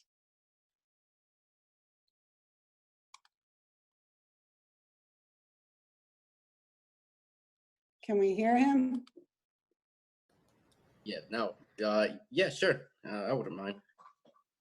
Great. All right. So I put it up here so you can read it as well as hear it because some people forget. So you're an artist and you've been commissioned to create an exhibit, a piece for an exhibit called Empowerment. Describe to us how you created this work of art and what it means to you. Okay. And so do I start at any given point or? Just start talking and your timing will begin. Okay. Okay, empowerment. The way I create this artwork is by being hands-on. I like to actually go out and interview different individuals who belong to different groups who may fight for empowerment, and that can be anyone from the working class to the female women's rights, or whatever group of individuals like that may fight for empowerment. You gather those ideas and knowledge, and you try to put them together to make this beautiful drawing that displays all these different types of ideas that will equal to empowerment. And this, to me, would mean a society who works for progress and would like to advance as a society itself. Empowerment. Wonderful. All right. Who else is new here? I can't see the names. How about Zach? Zach, you have created this artwork. What is empowering about it, and what is the story behind it? Well, the story behind it is, I think, like an older brother, older cousin hugging the child. The child seems to be in pain or from suffering from some sort of loss, probably a loss of a loved one, maybe a mother or a father. But what's empowering about it is it shows, connection. It shows, the true connection we have between, relatives or just anyone, just connection is what, keeps the world alive. I'm excited by that. Great. Great job. All right. Who else? Oh, Erica. Is that right, Erica? Yes, ma'am, it is. All right. Here we go. You're trying to sell this piece of art you finished to a gallery owner. Tell us how you created it. What mediums did you use? Chalk, drawing, pencils, whatever the case. What inspired you? And what do you hope a potential buyer will understand about it? Well, first, I want to say that this piece of art comes from me looking outside of the world, me looking within the world, me looking where life comes from. And I decided to use different textures, not just markers or not just water paints, but I tried to use different textures to get the feel, because life is feeling, life is love. And so what mediums did I use? I used the very simple fact that the woman gives life, and therefore the woman can uphold life, which is the world. So this is what I was trying to hone on in. This is what I was trying to convey, that the mother aspect of life will always sustain life. What inspired me was my own mother. I am a child of, I'm a twin who happens to be dealing with a lot of different issues than her twin, but my mother never never deprived me of any, how can I say, she never deprived me of any opportunities to, just because I was a girl and my brother was a boy, to look at life holistically. She showed us both life in the same way, and then she tried to convey it as one would to a daughter and one would to a son. What inspired me was everything around. When I see, I am a chemistry major, so when I look at life, I can look at the very small things and look at the big things and see the world around us, that people can uphold life if we love in it. What do I hope the buyer understands that in this time of disconnection, we can always find a way to connect. And if we look back to the intrinsic values that we do have, the intrinsic values in family, breaking down all the way to a mother to a child, we can still make this world go round. I think I did. That's it. Thank you for your time. Beautiful. Okay, how about Donna, James? We haven't heard from you too much tonight. Okay. So what story can you tell us about this piece? How does it empower you just by looking at it? When I look at this story, first thing that stands out to me is the various numbers of colors that is encapsulated around this woman. And it shows me that there are so many dynamics to who she is. As you can see, the fabric is layered on one over top of the other, which shows me how dynamic and layered the woman is, how there are so many aspects to who she is as a woman. She's not just a mother. She's not just a sister. She's not just an aunt or a niece. She is various aspects of what a woman is, and she encompasses all areas of culture. When I see the draping of the color, I see Africa. When I see the blues and the other colors, I see America. When I see the reds, I see Asia. I see all aspects of every continent coming together. I see the presence and power of a woman, the elegance of a woman, the extension of a woman beyond herself. I see her growing and getting more in depth. I see her getting broader. I see her getting focused. I see her one eye is looking straight ahead, which means that no matter what other things that are going on around her, her focus stays centered. Her focus stays centered, and she's focused on what is in front of her and not the distractions around her. Very good. Very good. Okay, do we still have Valerie with us? Well, let's go back here. Valerie? Valerie, you're unmuted.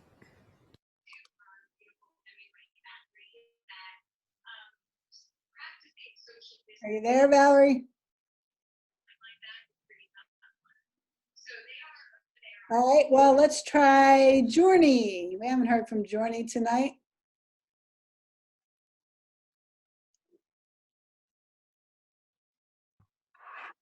Hello. Hi, Journey. Hi. Hey. Yours is, you're an art gallery owner. And these 3 creations have been brought to you. They're by 3 different artists. And it's for your exhibit called Empowerment Through Art. Which one do you choose and why?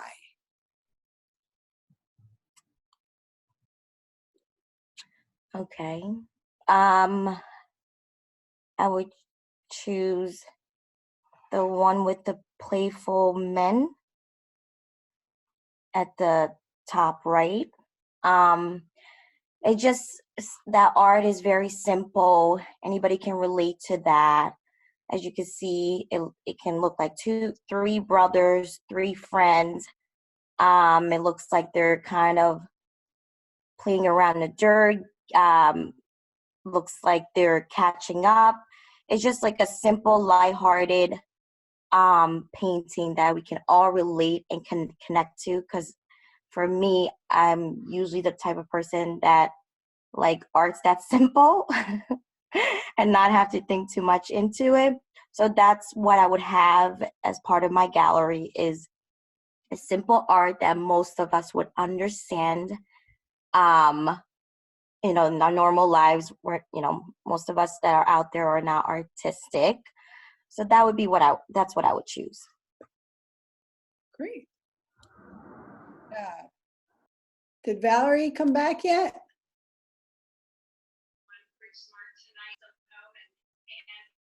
How about, who hasn't talked tonight yet? How about Jay? How about you, Jay? I'm ready. All right. Come on. You have written bestseller. Congratulations. It's called The Day of Empowerment and the End of the Quarantine. You have narrowed down your book cover to these 3. Which one did you finally pick and how come?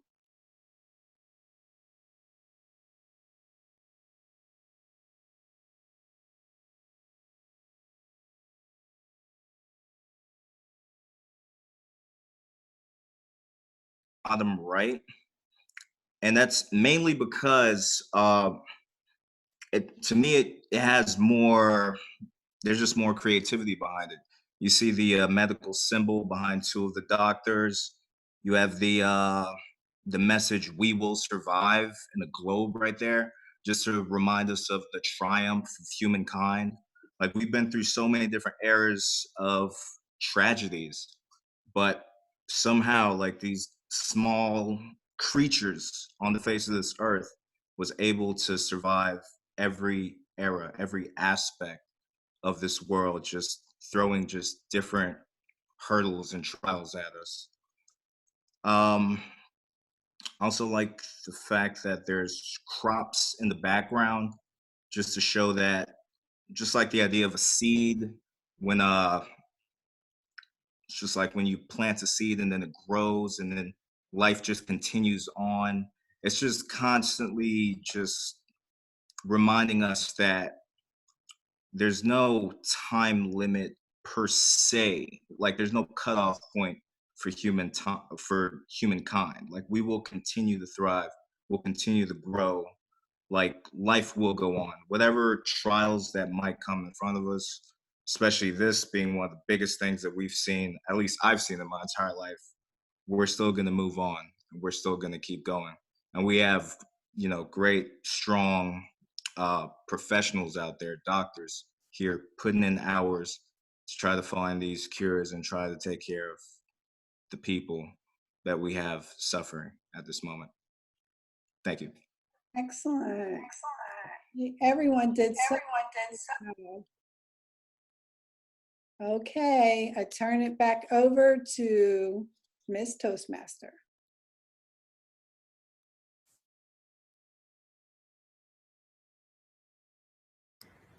Melba, you there?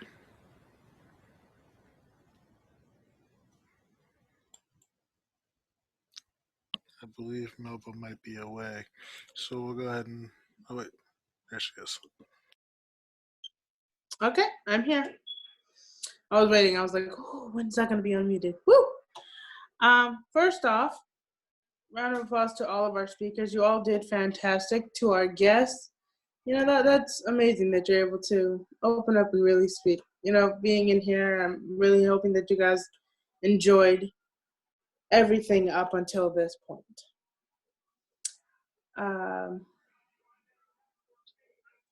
For all of our speakers, before I ask for the terms report, if you have not yet sent privately your votes for Best Evaluator, go ahead and do that now, along with who you felt was the best table topics master after we get our timers report. Mr. Timer, can I get our timers report for our speakers on table topics? Yeah, for the table topics today, excuse me, Bryant spoke for 46 seconds. Zach Phillips spoke for 39 seconds. Erica spoke for 2 minutes and 36 seconds. Donna spoke for 1 minute and 34 seconds. Jorney spoke for 1 minute and 8 seconds. Ooh. And Jim Marge spoke for 1 minute and 47 seconds. Very good. Okay, so for those who qualify, you guys can send it to the New Beginnings Toastmasters and who you guys felt was the best table topics out of everybody. But again, you all did a fantastic job. I must admit, I congratulate you all on that.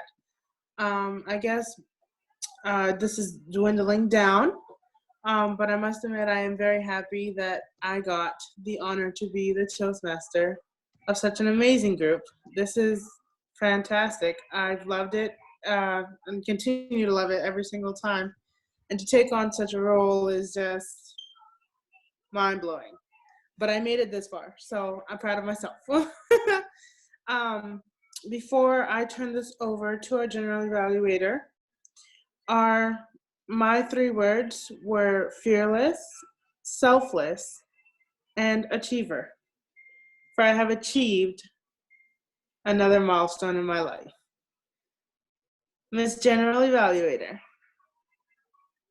Much. Now, as we are rolling towards the end of our meeting, what I want to do now is focus on our helper roles. I want each of those that were placed in one of the helper role positions to please give us an evaluation of the meeting. We're going to start with the grammarian, Ms. Elizabeth Clare. Hi, thank you so much. I have lots of notes. Most everybody was wonderful, and there's a couple of errors that a lot of people make, which is not having a plural verb when you have a plural subject. Several people said more people, the more people there is, or many things is. So things like that, I might point those out when I get to the people. Charles, you were great. Zach's great. Erica. And a whole lot of other people say you all or y'all. This is a Southern okay in informal speech, which is fine. But if you're doing a formal speech, if you're interviewing for a job, you just want to say you as opposed to y'all. Melba, the word is devout for Christian, not a devout Christian. A devout Christian devotes himself to a lot of prayer. You also said one of our fellow guests. Fellow means one of the same as us, so we have fellow Toastmasters, but the guests are just welcome guests as opposed to fellow guests. Journey, you said some words are used as a crush. That's what I heard. Maybe you said crutch, but it sounded like words used as a crush. The word master, I wish nobody used it, but it doesn't mean obsolete. Obsolete means that word is no longer used. It's an obsolete word. So it wasn't part of the definition. John, the timer, good. Cleo, good. Tammy, good. I better put my other glasses on so I can read my writing.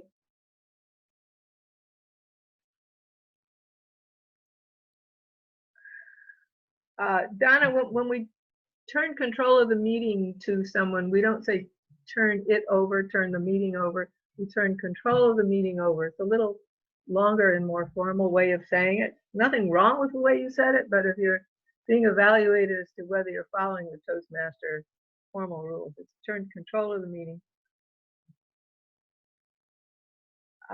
Jennifer, great. Page 1, page 2. A little boy who he grew up. Who said that? Joshua? Was that Joshua or John Paul? JP2. Is that It was Joshua. Okay. Said a little boy who he grew up. You just a little boy who grew up. And taking damages that wasn't helping me. So it should be that weren't helping me because it's plural. Damages.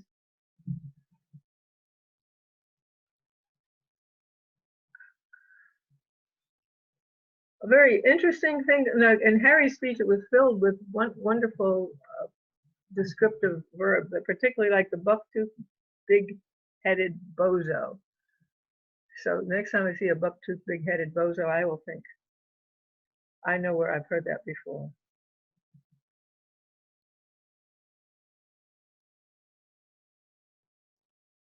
Robert, you seem to depend a lot on saying, with that being said. Just omit it. Just breathe instead of saying that. It's your crutch. You use a lot of words that if you are interviewing for a job, you have to evaluate the educational level of the person that you're being interviewed by. So words like sagacious, meaning wisdom, just say wise. And you said resting on our, not sure what you said, but it didn't sound like laurels, it sounded like morals. You meant laurels. Okay, you did say that, okay.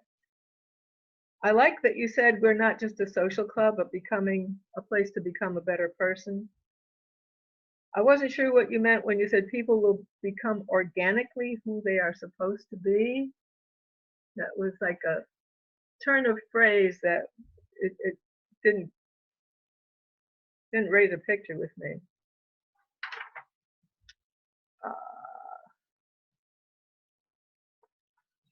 JP, you said my 3 words is, should say my 3 words are. Tammy, fine. Bryant, fine. Erica, you said my brother was a boy. I think you meant my twin was a boy. Stands to reason that your brother was a boy. And at the end, thank you for your time.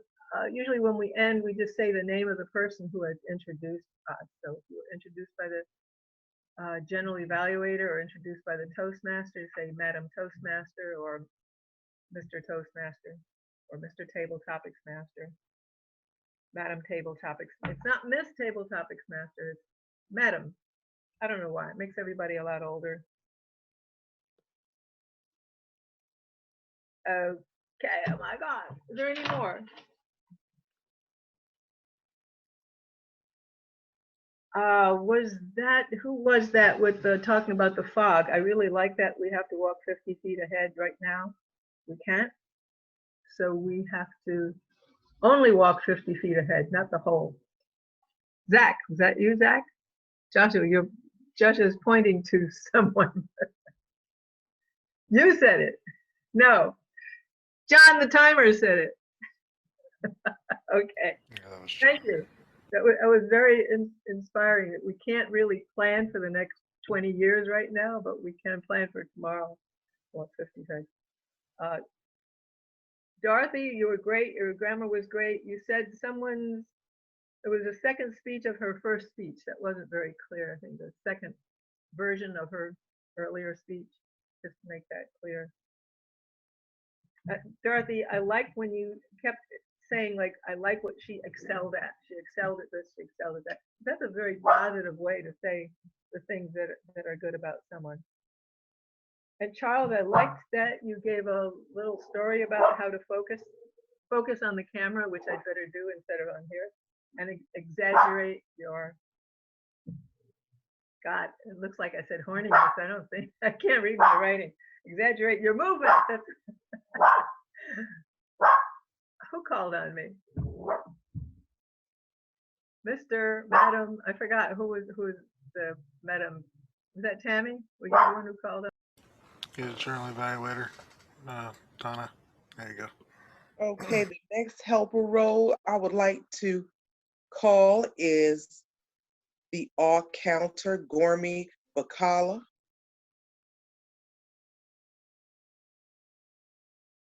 Hi, it's Jorny. Okay, so I will start with Jennifer.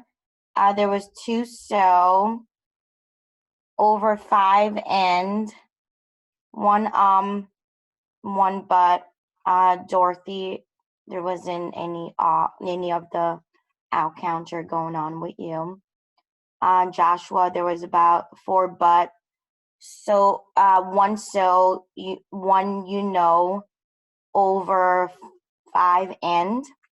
David Marshall, you had about 4 and, 1 and 1 so.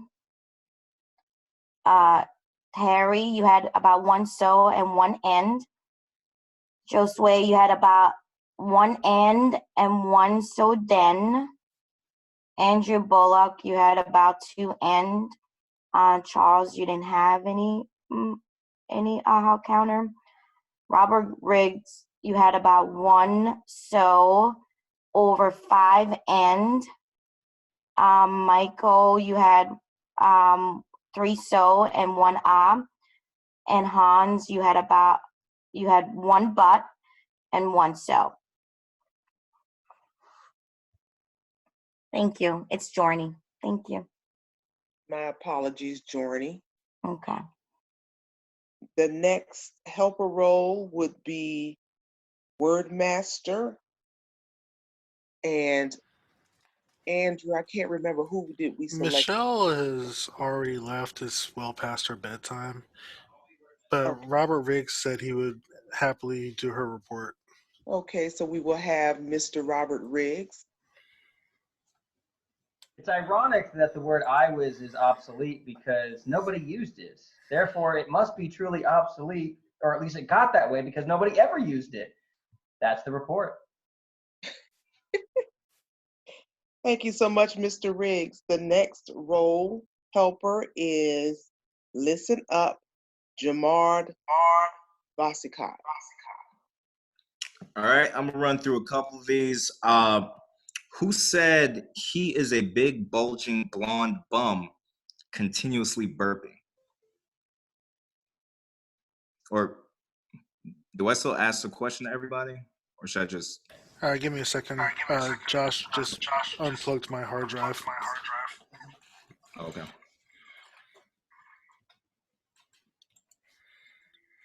All right, everybody's unmuted. It wasn't Eric Lemon. There you go. Harry. Yep. Harry. Might I add, I love the alliteration throughout that entire thing. I honestly think you should start going poetry. Harry. Who says always install the toilet paper under, not over? Andrew. In Andrew's story. Andrew's story. Perfect. Really touching. That was really touching. That was deep. It was the lady in his story.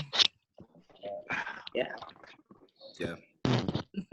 Who said you never know, some of your fellow Toastmasters may be viral TikTokers as well?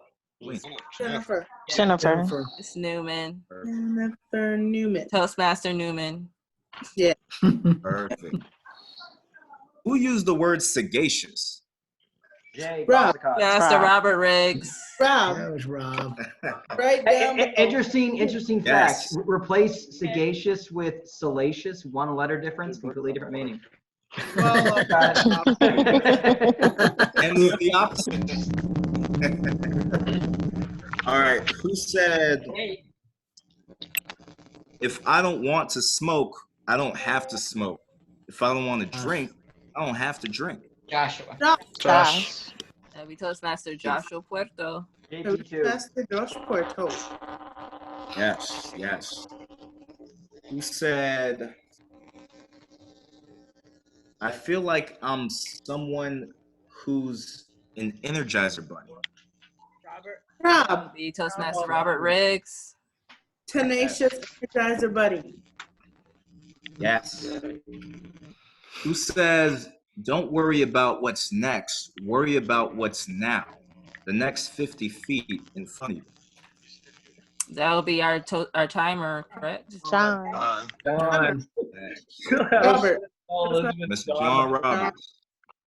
Yeah. Mhm. And who says, don't ever give yourself negative thoughts, give yourself positive feedback. That'll be Toastmaster Joshua Puerto. Indeed. And I got one more. Who says, some people need a coach, some people need a mentor. The wisdom to know the difference will give you the best results. Robert. That'll be It Toastmaster was either Robert Rob Riggs. or Michael Boyd. Robert Riggs. That'll be It Toastmaster was Robert Robert. Riggs. Yeah. That was Robert. Indeed. Rob Riggs. Okay. See? It was corny, but it was Robert. That's true. Madam General.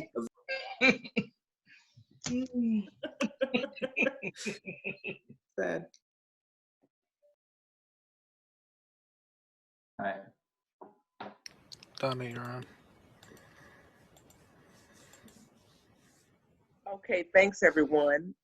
Let me just say that for the overall meeting, the evaluators were wonderful.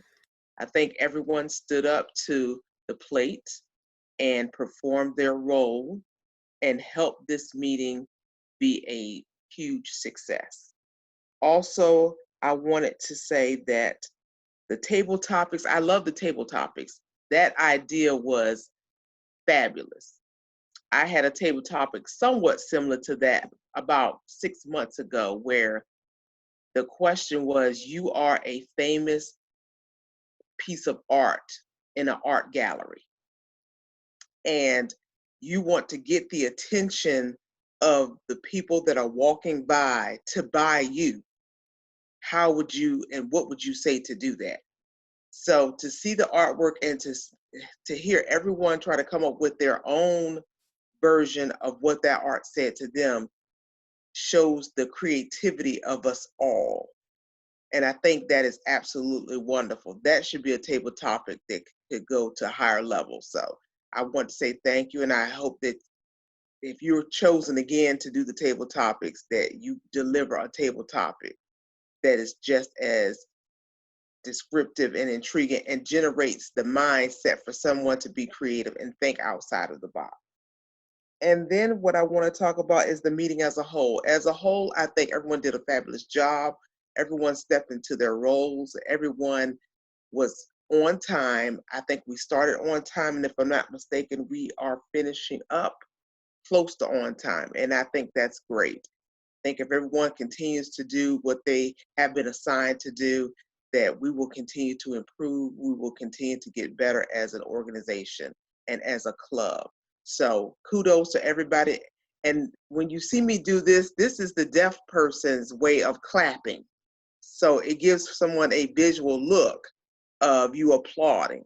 So I do this to let people see me clapping. Some people may clap below and you don't see the hands, but if you go like this, then you can see them happy. So I want everyone here to have a wonderful evening.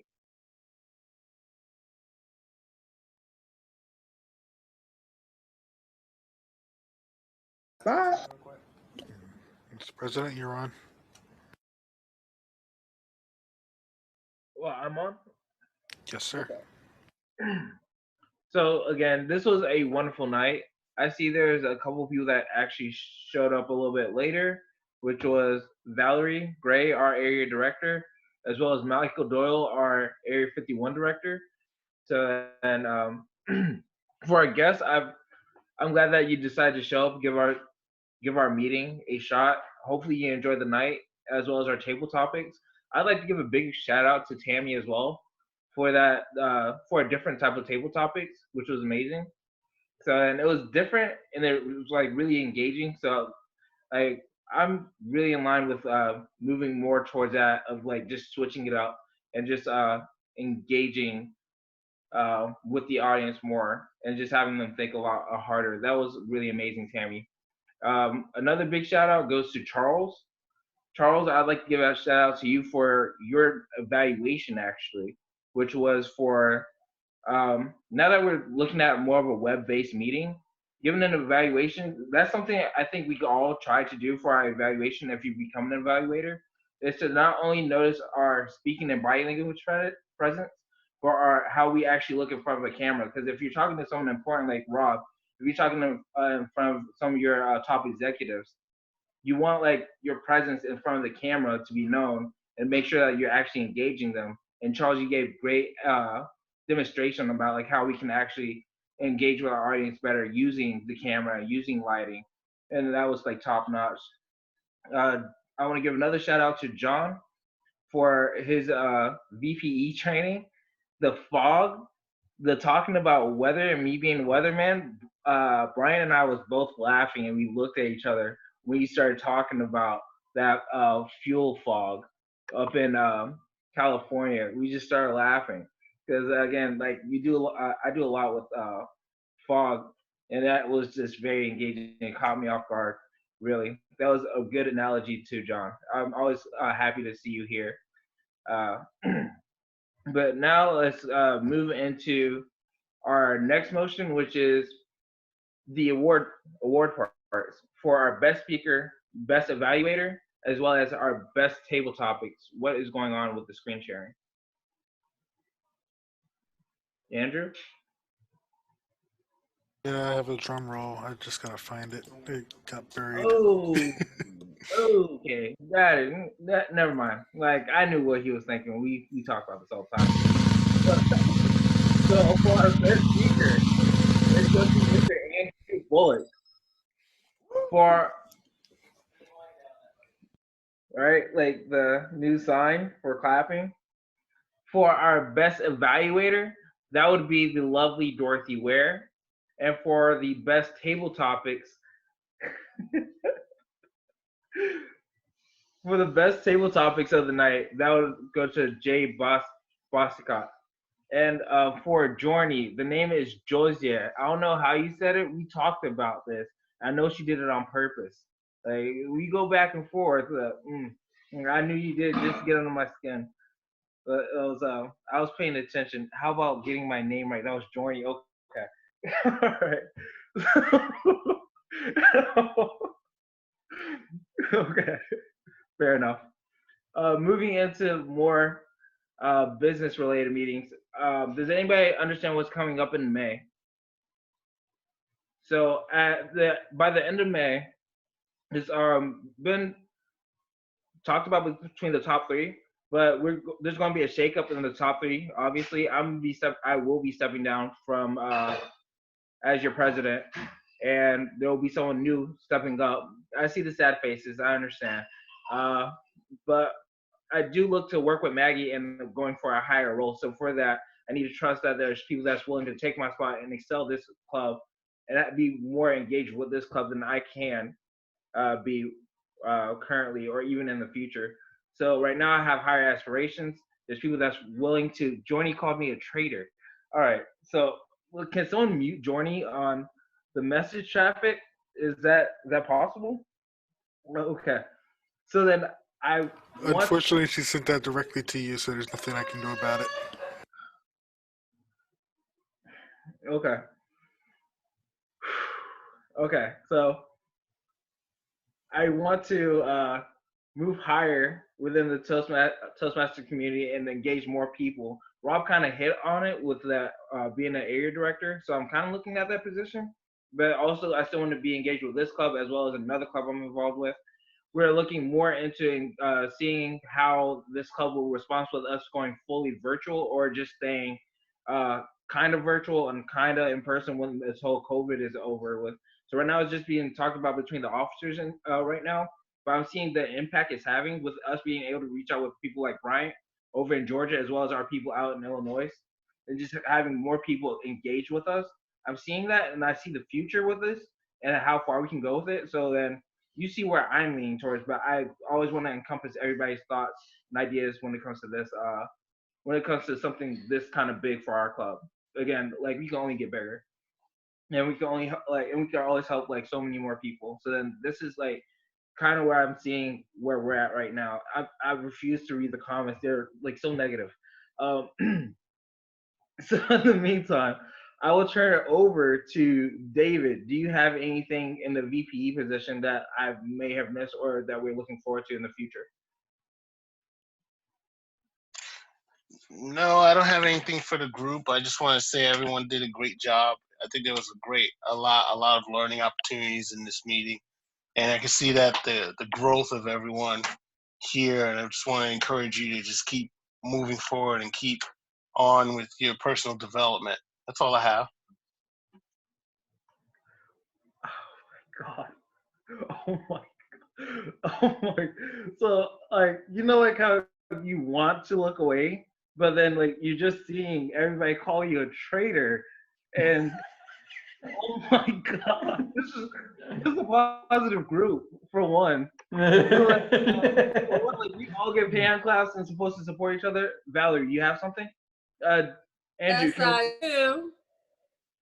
For all of you that are hating on JP, stop, because he's trying to grow and move to a higher position. He will still be a member of your club.